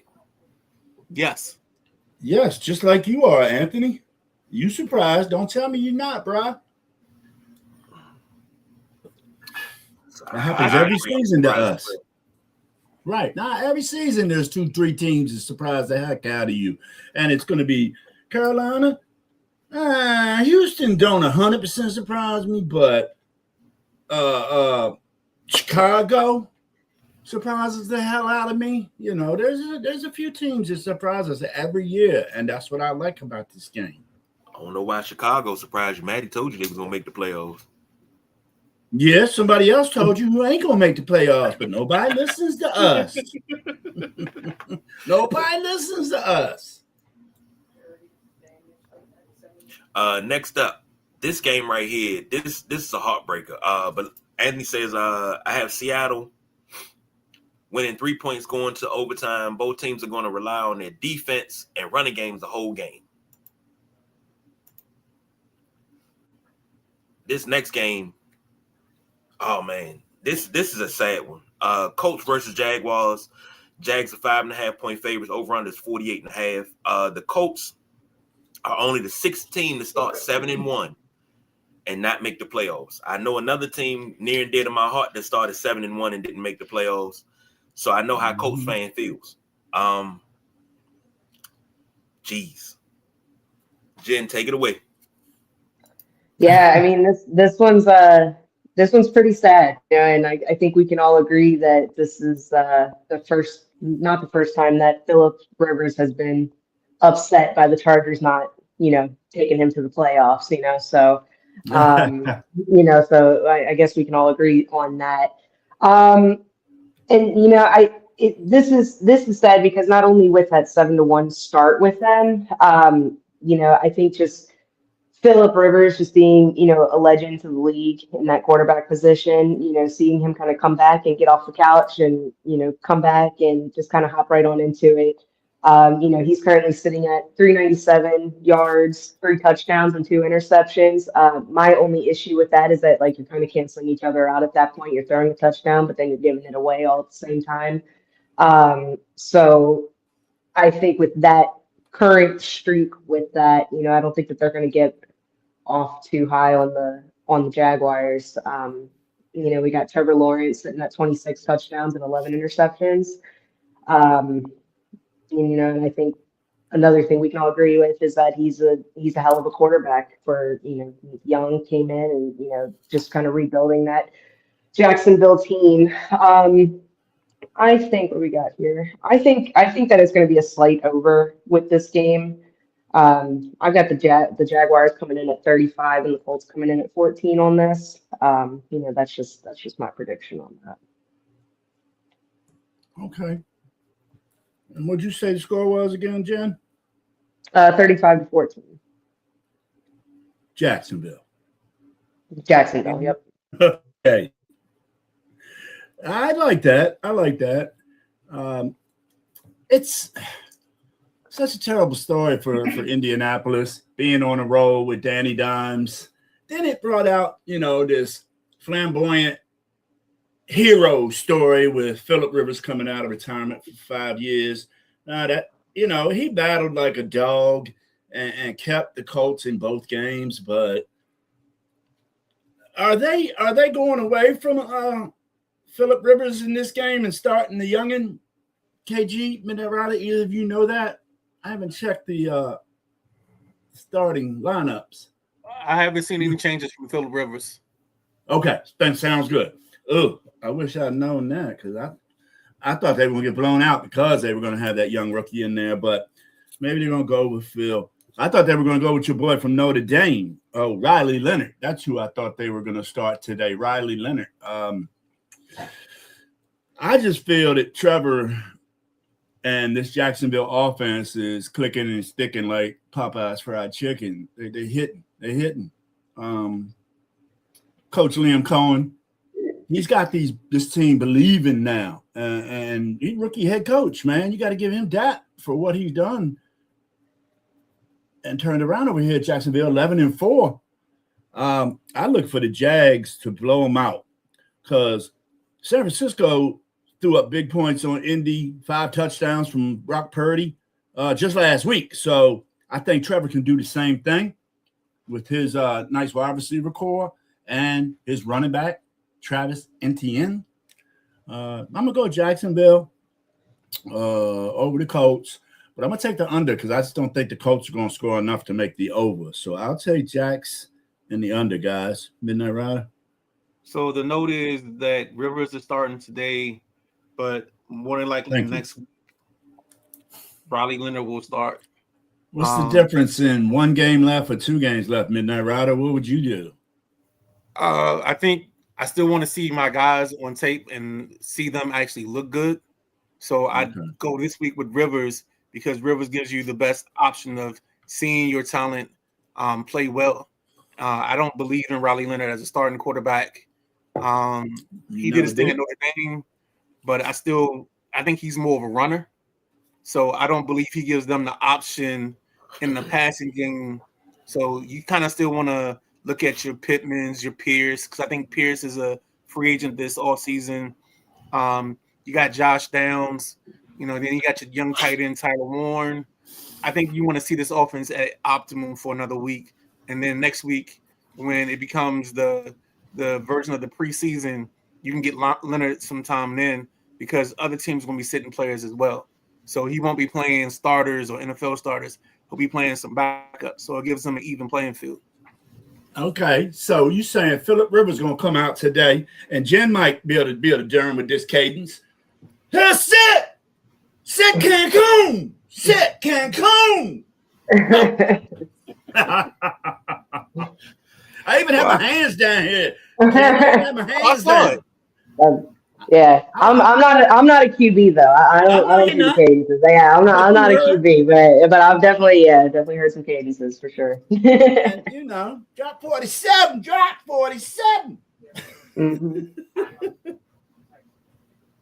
You crazy, man. Yeah, sometimes I got. I don't know if I did my picks yet on the score, so I'm just gonna say, give me the Jags to win the ball game. I think they're going to be Hercules and get us to this over. But I think the Colts are going to be. I think the Colts will score 20 points. It's because of the way they play football. Yeah, I can see that. I can see. Yeah, I see the over in the Jags. Go ahead, KJ. Usually take them up. Unfortunately, I got to take the Jags in this one. I would love to take the Colts because I thought the Colts were they were at one point the hottest team in the NFL.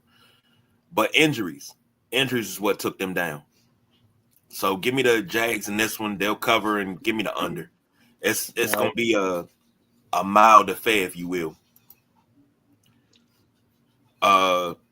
Anthony said he got Jacksonville on the over. Had Jacksonville covering on the over. On the over-under, and I had them winning by 20 points. And he said score 45-25. So he's taking the over. That's 70 points. Here you go, KG. KG doing math. I love that. Yeah, baby. J Dub said, I like the Jags and the over. Jacksonville defense is legit. And Trevor Lawrence has been playing good. He has. He's been playing really good. So, next up, you got the Dolphins versus the Buccaneers. This right here, the Dolphins are already eliminated, but the Buccaneers need this win because they are on the bubble. So I think with a Buccaneers win and a Panthers loss, I think they flop positions from 4 to 11. Buccaneers are 5.5-point favorites. Over under is 44.5. Jen, take it away. Yeah, I mean, yeah, from what I understand, Tampa Bay has to win the next two in order to win their division. Correct me if I'm wrong on that, but I think with the Bucks, I think this is going to be a good matchup. It's a classic Florida matchup with them between the Buccaneers and the Dolphins. So, and the Bucks have won the last two times that they have met. So I think Tampa Bay is going to take this one. I'm going to go over. I on all of my picks, I didn't really do too much of a blowout, except for the Pittsburgh and Cleveland game. But I think this one, we're going to come in at 28-21, Tampa Bay. So I'm going to go over on that. Okay, Jen. I like that. I like that because my boy Baker Mayfield, who is my quarterback in today's Super Bowl matchup in the Sideline Junkies Fantasy Football League with 85 teams, Baker Mayfield will have a great day. Yeah, I think one thing too with Tampa Bay's offense is that they're struggling really hard with that fourth quarter scoring. They're actually ranking last in the league. So I think that is going to play a big part. I think they're going to come out strong, but then I think we're going to see kind of like they're just going to kind of level out, and then it's just going to be a lot of back and forth probably in that second half with them. So I think we're going to see a nice strong game in the beginning. Not so fast, Jen Whitfield. Not so fast. I think Tampa Bay is going to go from rooter to tutor today. They're going to go from beginning to end. I'm telling you, Baker Mayfield's on a mission. I know my baby. He's been my quarterback for the past 3 years on my fantasy team. And I'll tell you, they're hungry, man. Mike Evans since coming back from an injury, Mike Evans got 11 catches, 163 yards, and a touchdown. So Mike jumped back in where Mike left off. He didn't need no warm-up time, no nothing. And that's main man. They kind of like the Kelsey and Mahomes of this team, the Mike Evans and the Baker Mayfield.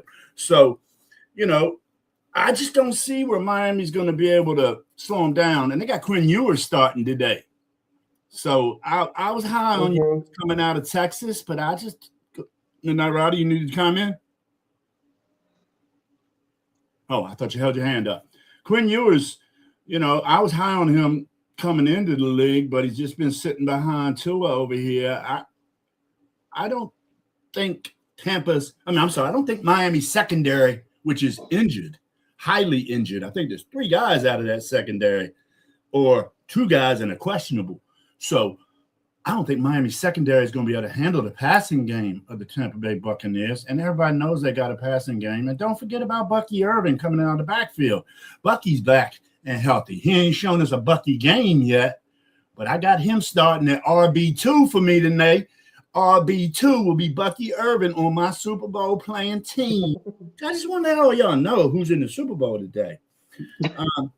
I picked Tampa Bay Buccaneers to win this handily, and I think they're just going to put a statement and let the NFL know, hey, ain't nobody going to playoffs without the Bucs. So I picked Tampa Bay to win this and move on to a last week showdown to see if they get in the playoffs. Midnight Rider, what do you see? Well, that's because you keep chirping about the fantasy football playoffs. So fantasy football is the place. It's like the NCAA basketball tournament. It's one and done. You can shock the world. So I think our Super Bowl has the numbers. No, I'm dead serious. I think it's the number. I don't know what you were ranked, but I know Coach Powell's 6. in it. Coach Powell was 8, and you're 6. I was 6. Yeah, so it's the 6th and 8th ranked teams in our league playing for the Super Bowl. So that tells you it's not a deterrence to you guys. It's the way that this plays out. It's the right week, the right time on the schedule, and how things play out.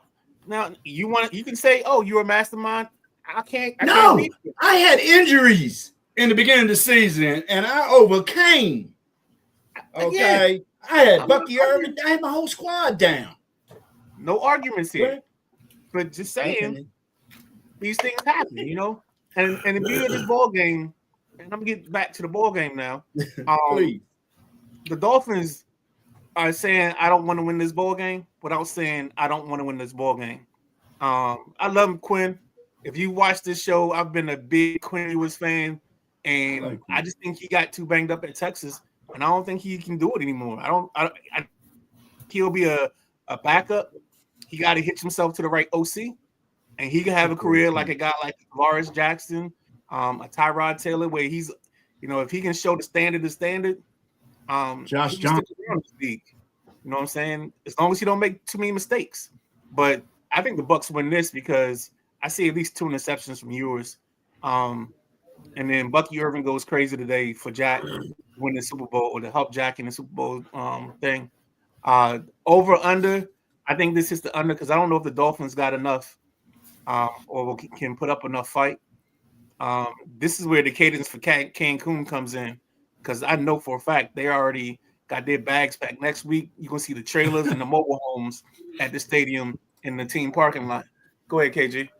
1, 2, 3. I'm going to go ahead and put it to you this way. This is the first time in Sideline Junkies Fantasy Football League history that the championship game has been held with 1 week left to play. Because if you're a mastermind, you know how to win a championship in week 18 or week 17 before they made 18. I win a championship any year. So I won my championships in week 18 because I put together a team that could win. But, go ahead and take your little la-di-da thing with your asterisk beside you a scrub, not as talent in this league. You a scrub. I was in the league last year and I won. Nah, there's more talent in the league now. So you're a bottom feeder. You're a bottom feeder. All right. You do realize I control draft order, right? Yeah, I realize you control a lot of shit on that league. I'm going to make sure I take every player you like. Jen, we got to get Jen in next year. You play fantasy football? Not really, honestly, but I'd be willing to play on that. That'd be fun. Yeah, absolutely. Why not? It's a blast. All right, I'll keep you on the list. Sherry Lee say, "Look at my girl." Shout out to you, Jen. Hey, Sherry. What's up, Mom? Hey, Mom. Hey, Mom. Hey, Mom, I made it. Didn't I just see you yesterday, Mom? I don't think this is going to be a game today. I think the Buccaneers win this, Nate. They kind of control their fate, and they're going to do their job. But I don't know if the Panthers going to do this. But give me the Buccaneers this one with the under. Let me call it 27-10. Okay. So, Buccaneers take that. Mm-hmm. 2 for 2 today on math, right? Huh? Said you 2 for 2 on math today. Yeah. I've been practicing. I've been practicing. You've been practicing your multiplication, addition, subtraction. You've been multiplying. Next up, you got the Bears visiting the 49ers. 49ers getting 3. I mean, the home team get 3 anyway, so you might as well call this a pick 'em, even, whatever you want to call it. But over-under is 52.5. Jen, take it away. Yeah, I think with I do know that Chicago they just won the NFC North with Green Bay losing yesterday to the Ravens. So they did get that. I gotta go. What is it? 52. I gotta go over. I think with both of them, with Brock Purdy back, back under center with for the 49ers. Caleb Williams is having a really great year. 3,400 yards, 23 touchdowns, and only 6 interceptions this year. He's having a great year. But I think it's going to be a battle, but I do think that the 49ers might take this for sure. That's just my opinion. I don't know if anyone else is going to agree with that. But I think it's going to be over. I think it's going to be 49ers 35, Chicago 21. I think they're gonna battle it out though today. Wow, Jen, you took that one right there and you just hit it out of the park. I think the same thing, but I need San Francisco, guys. I freaking need a San Francisco victory. Y'all don't know. I'm in a survivor pool, and it's down to week 17. I mean, who takes a survivor pool this long? I've never been in one this long. But me, I forgot that other dude's name, but I don't want him to win, so I ain't saying his name on the air. It's me and this other dude. We're down to this week, but we had to pick 2 squads. And I had to pick San Francisco as one of mine. That's going to be a tough one, but I think if I can get a San Francisco win, I might win this. I might win this tonight because he had to pick someone tough too, but I haven't been notified who that team is.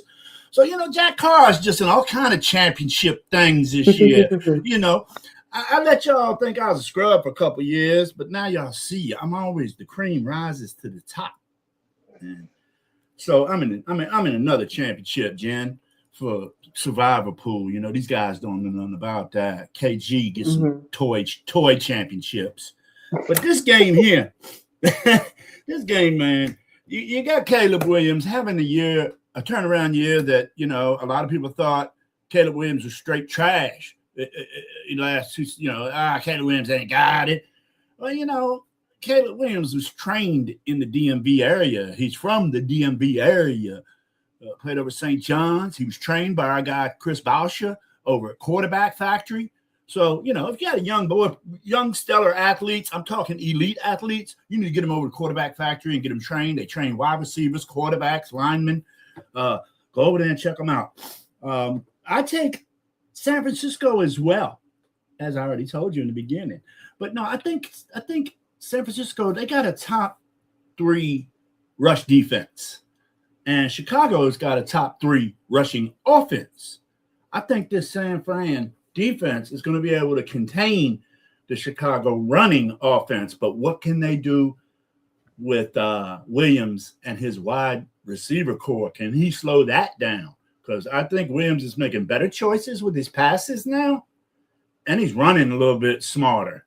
So I'm going to go with Brock Purdy. I'm talking Brock Purdy, 5 touchdown Monday Night Football last week. Brock Purdy, I expect him to put the same fireworks up. I take San Francisco in the over. Midnight Rider, what you like?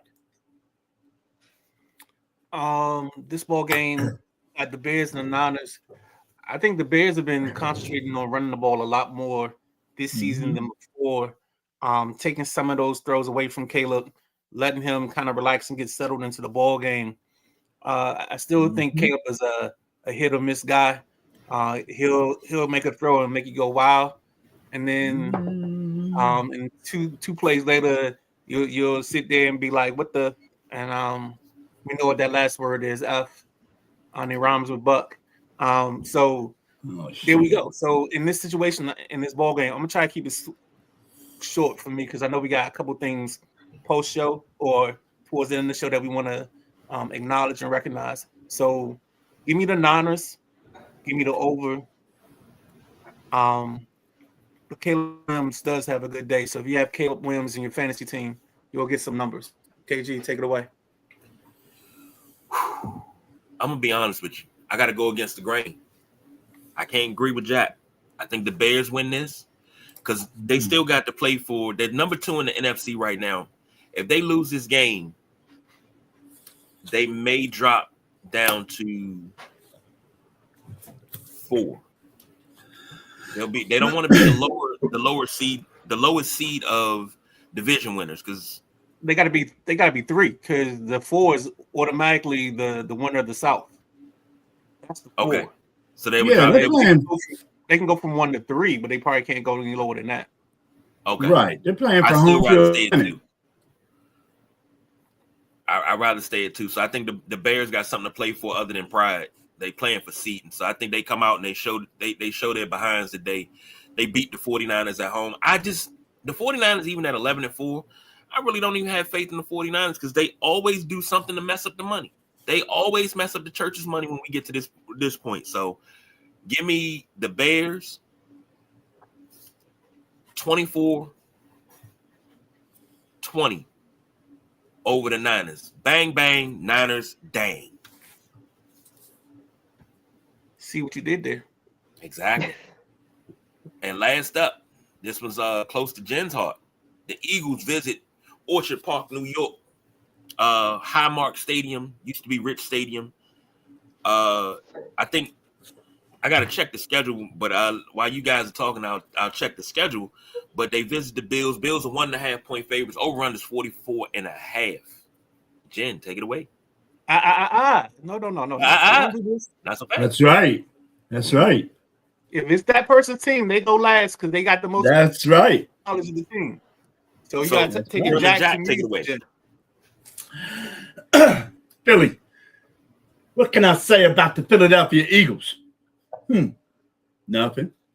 Nothing at all, Jen. Philadelphia, Jalen Hurst, Saquon Barkley. And you got a matchup of 2 premier running backs in the league here with Saquon and James Cook, as I like seeing Mr. Cook. James Cook had a career high in yards this year. I didn't realize that. 1,500 is his career high. I thought he had higher seasons than that, but yeah, I know he's a touchdown machine. So between Cook and Allen, they're both touchdown machines. Philly, I've been high on Philly for the past 3 years, but this year I tried to talk about that finely oiled machine of an offense in Philly, but it's on the back of a milk carton. I ain't seen that offense all season, honestly. This is not – I don't know what the difference is because I feel they got the same personnel in Philly. I know they got some offensive line issues, but I think Buffalo's too hot for this Philadelphia Eagles team. But Philly's sitting on top of the division, if you want to call that a division when I look at the records.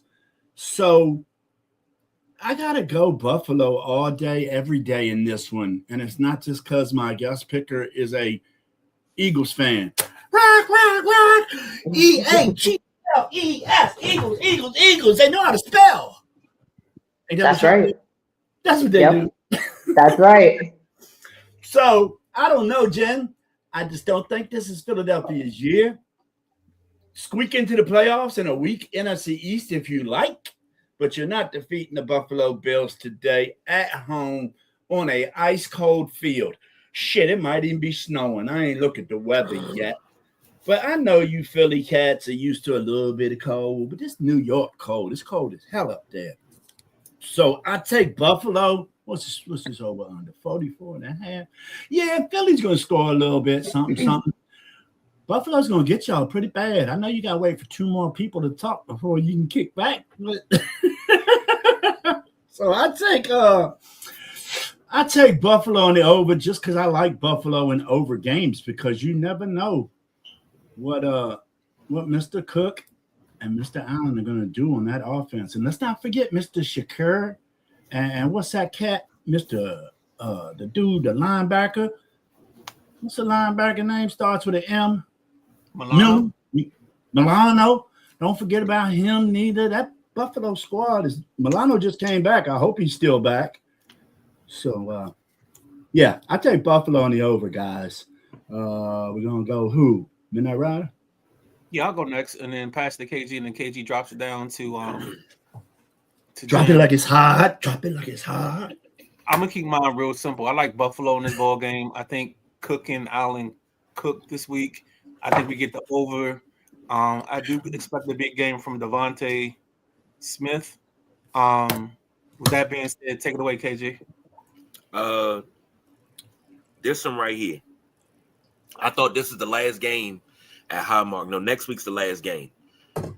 So I'll definitely have to get something from the boss BJ for that. Yeah, we definitely need a boss report. Mm-hmm. God, boss It's mode. on me. So I definitely had to get a boss report for that. But Buffalo wins this game. And to show the support that I have for Buffalo, you got to go, let's go, Buffalo, let's go, Buffalo. Hey, hey. So Buffalo wins this one 24-7. Give me the under. Don't let Jen go. Don't let Jen go yet. Let's make her wait some more. Go ahead, KG. I'm sorry. You got it, man. Y'all just don't like green. That's all it is. Y'all don't? just don't like the color green. Not that Kelly No. green. It's the most prettiest green. What are you talking about? Only time Kelly Green looks good is when it's under a gold helmet. Dang, that's fair. Yeah, I mean, obviously, I'm a Philly fan, so I'm going that the Eagles are going to win this. I saved the spot. I think that Philly's going to win this. Me personally, I think this could be potentially our Super Bowl, which I would love to see. I do have a lot of great respect for Josh Allen as a quarterback. I think he's a great quarterback. He's been leading the Bills, from being a forgettable team to an unforgettable team. So I do have respect for him that way and how he runs his offense. But I will say, though, that Philly is the only team that him and Sean McDermott have not beaten. We did beat them last year in a crazy overtime last year. So personally, and given the stats of Josh Allen and Jalen Hurts, they're both pretty neck and neck. Josh Allen does have more interceptions, but they're like right there as far as yards, as far as touchdowns. Just the interceptions are different. I think I think Philly's going to take this 24-21. I think it's going to be a battle the whole time. I think it's going to be a lot of up and down, kind of going back and forth. I'm actually very, very excited to see this because I do like the Bills team, except for when I'm playing them. But like if I'm watching a game and they're playing, I will root for them because I do respect Josh Allen for that. But I think this is going to be a great game. I think personally, if it wasn't playoff time, and like I know that we still got to talk about the Pittsburgh and Cleveland game because I know that that's a big thing. I think that this would be the game to watch for everybody. Personally, that's just me. Game of the week, my opinion. Yeah, that's just me. All right. So you know what I noticed, gentlemen, and we have Jen with us, but I'm talking to the guys here. What I noticed, Midnight Ride and KG, all of Jen's over-unders are like 1 or 2 points either way. So they're really close over-unders for her. She don't want to get called out for a short under. Nope. I was close. Covering. That's called CYA. Well, I think too with a lot of these games, there's so much at stake here that I think that on both sides of the ball, we're going to see probably a lot more than what we've been seeing through the entire season. And like now they're trying to CYA themselves, you know what I mean? And they're trying to stay with it even if they're not in the playoffs, you know what I mean? They're still trying to stay relevant. So I think that a lot of these games, like, yeah, I'm calling them close, but I think that we're going to see a lot of teams come out hard and, I think they're really going to put it out there and lay it all out on the table for sure. And J-Dub said he liked the Bears and the over. Well, you know what, guys? This here's a Sideline Junkies first. Sideline Junkie Podcast Network first. We got a professional football player as a guest picker. Hello. Hello.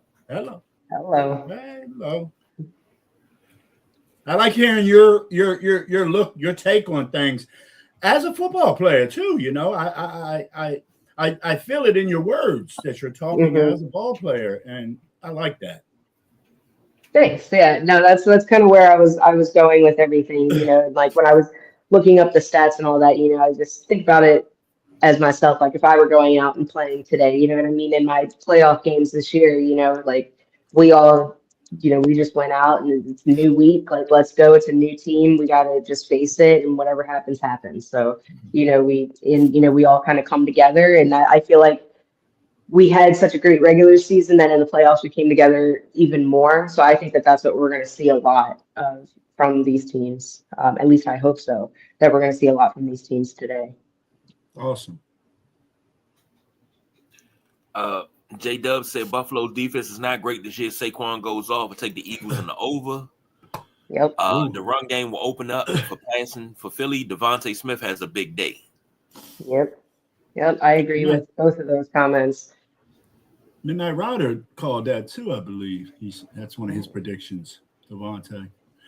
I've been high on Devontae before, but he never hooked me up. It was usually Mr. Brown. I picked Devontae, Mr. Brown does it. I picked Mr. Brown, Devontae does it. So that just screws my whole parlay up. So who did you pick this week?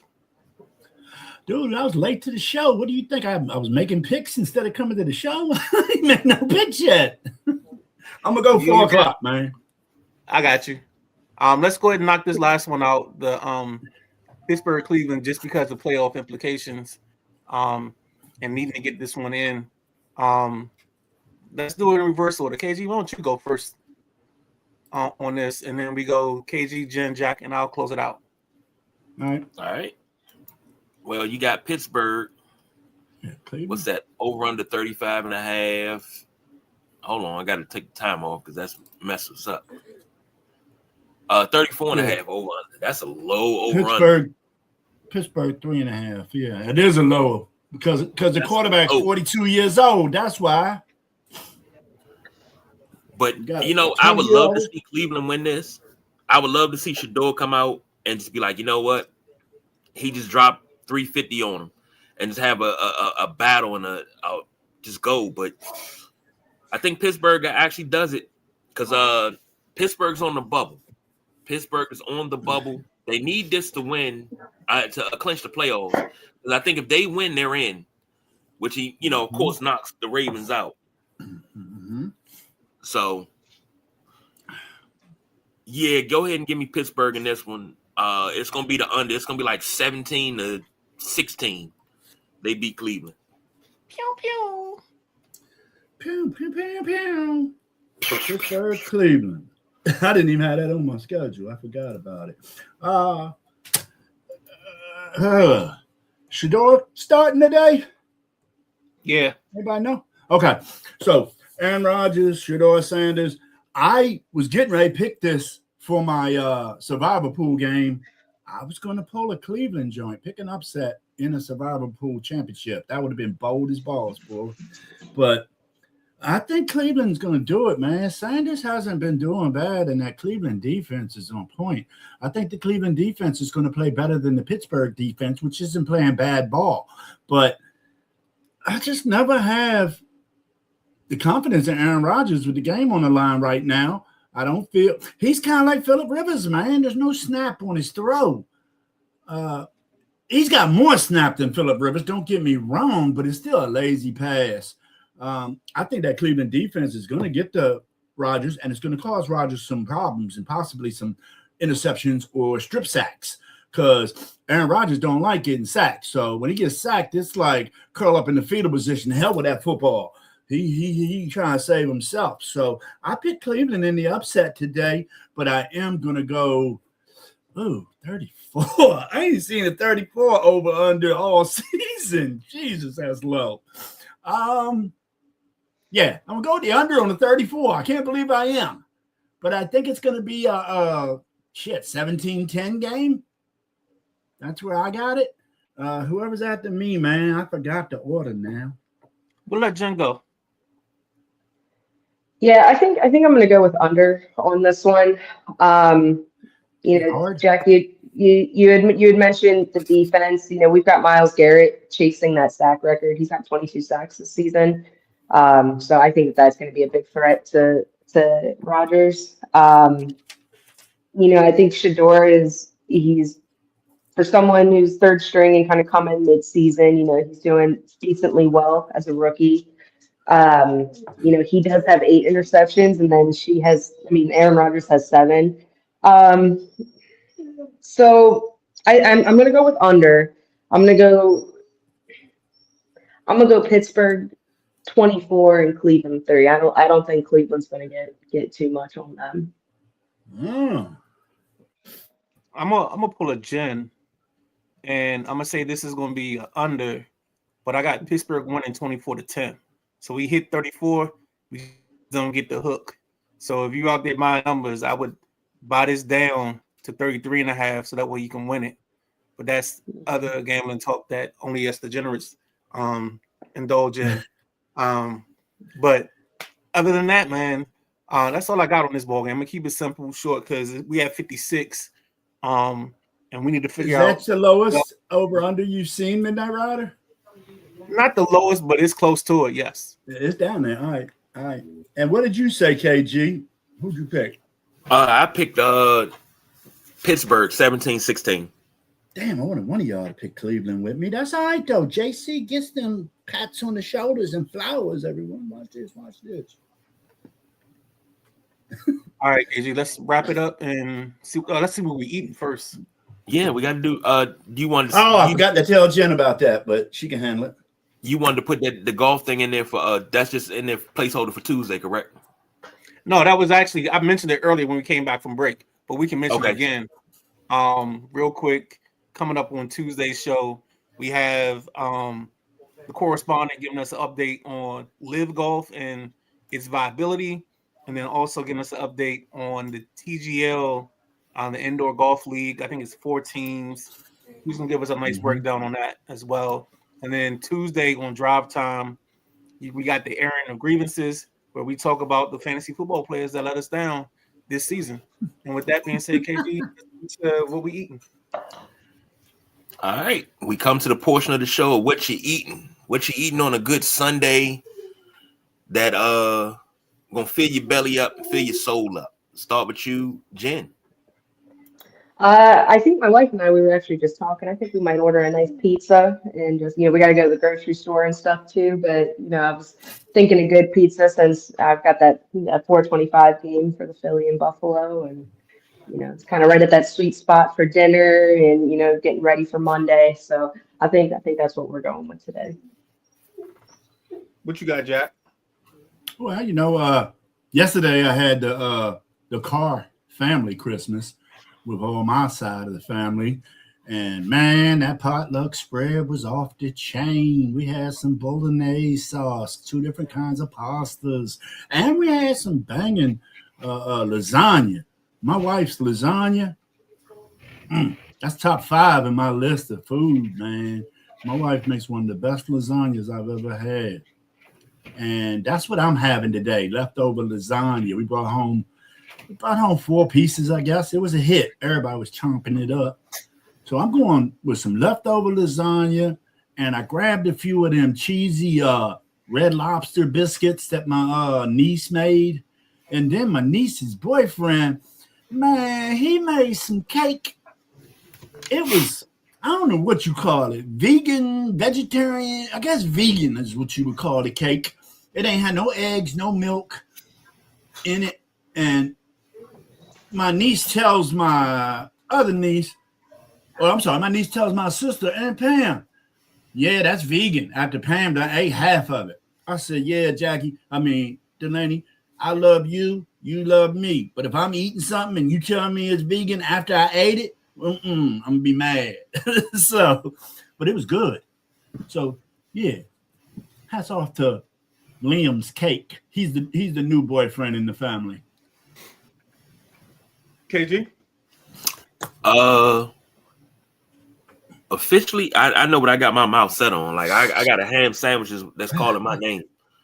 Like I don't know what my wife did to this ham, but we've been tearing the ham and the macaroni and cheese. We've been tearing that up. Oh yeah, I like ham. At this present point, she is walking over here with a piece of a. No eating on the show. No eating on the show. Damn, Lovey, I want a piece. See how you got it over there, Jen? Lovey just hand feeds him. You got it like that too, don't you, Jen? Yeah. She ain't denying. Blueberry biscuit. You should have tried them cheddar biscuits I had, them cheesy cheddar biscuits. They're Red Lobster Jones right out the box. Yeah, those are great. They are. Yeah, that's what we doing. I think I think that's what we're doing because somebody neglected to tell me they had a birthday party to go to today. So I'm going to a Good night, birthday Rob. party. I want to go. that's a kid's birthday party. I look, that my plan was to stay home and watch football. I like cake. I So- like cake. So I'm doing either leftover Lido from yesterday, or I think it's a rotisserie chicken upstairs that I might be a part of. So it's gonna be one of the two. If I upstairs. do the rotisserie, I might do like a nice sandwich with a little pepper jack cheese. Hook it up with a nice tomato or two. I got some garlic mayo in there, so we might go that route. Well, look, fellas, let me jump to one comment. We got Sherry Lee, which is Jim Whitfield's mom. She going to Cracker Barrel. I'm trying to hit some Cracker Barrel. I like them little. They got some skillets at the bomb. The breakfast skillets are banging at Cracker Barrel. They collard greens. They might be turnip greens. They greens, but the greens at Cracker Barrel are banging. Yeah, I fucks with Cracker Barrel. Good I ain't call, had Cracker Sherry. Barrel in years. Well, a lot of y'all cats got to get them when you're on the interstate and stuff. You know what I'm saying? I got one in my neighborhood. Man, we drive to Cracker Barrel. We drive to the one in Fredericksburg, the one in Frederick, Jesus. and then the one right there on Kent Island. We drive just to go to Cracker Barrel. Yeah, we got one So 8 miles away. we does the damn thing. So all right. Mhm. We getting the signal from the boss, and I don't know if you guys saw that, but we getting the signal, so it's time to wrap that shit up. B. Final thoughts before we roll up out of here. I covered mine in the comments that I made just before. Just remember Tuesday drive time at 5 p.m. Pretenders or Contenders Monday at 7 p.m. I think we talking hoops wrapping up the In the Water basketball tournament this weekend that was at Showplace Arena that Laurel played 2 ball games in. So that's where we at with that. Yeah, and I was high on something that I wanted to put in, wrap that ish up, and that was the Penn State Clemson game in the Military Bowl in the Bronx at Yankee Stadium in KG. A hell of a defensive matchup the whole first half. I don't think there was 9 points scored till the fourth quarter.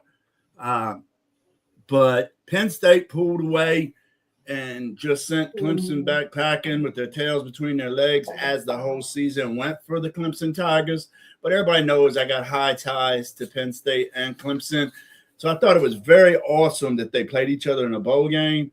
And we did get the opportunity from our Clemson people to go to that game, but our Clemson people couldn't join us at that game. So I decided, nah, I'm not going with without the people that can make it happen while their team's playing, because my in-laws are Penn State and my sister-in-law is big Clemson alumni booster. So that's what I wanted to talk about. That was just a tough defensive game. And you know me, I like offense, but watching that game, I'm like, damn, is anybody going to score? Wow, they stopped them. Ooh, I was oohing and ahhing on defense, and I'm an offensive guy. So I wanted to bring up that Clemson-Penn State game yesterday. And there's been tons of other pretty good bowl games on the past couple of days. You got some ACC teams that are doing some damage. You had North Carolina State come in and just demolish Memphis. Memphis was getting high respects towards the end of the year. So let's just look around at some of these college football bowl games and not just concentrate on the college football playoff bracket. So there's still good football. The cat from North Texas, Nessmeyer, I think his name. No, not Nessmeyer. Oh, quarterback from North Texas. It's something. He just set the North Texas career. Westminster, what? You close, Junior. North Texas quarterback. They know who it's going to be. Good throw, good pass. He just set the North Texas quarterback passing touchdown record, 38, I believe it is, and that's amazing. 38 touchdowns in one season. I don't care what college you play at. So check out college football bowl games as they're happening. We got the college football playoff bracket championship games vamping back up Wednesday, Thursday, I believe. So let's get down. got some college football, got pro football playoffs today, and I think we have a good shot at knowing the whole playoff thing. And there'll be a few games next week for the NFL decision of playoffs. That's what I got. Right. Thanks for letting me wrap that issue up. We got to wrap out it. We got to get out of here. So thank you, Jim, for joining us. For the Gentleman Jack, Jim Whitfield, the Midnight Ride, I'm the big guy KG. We are out of here.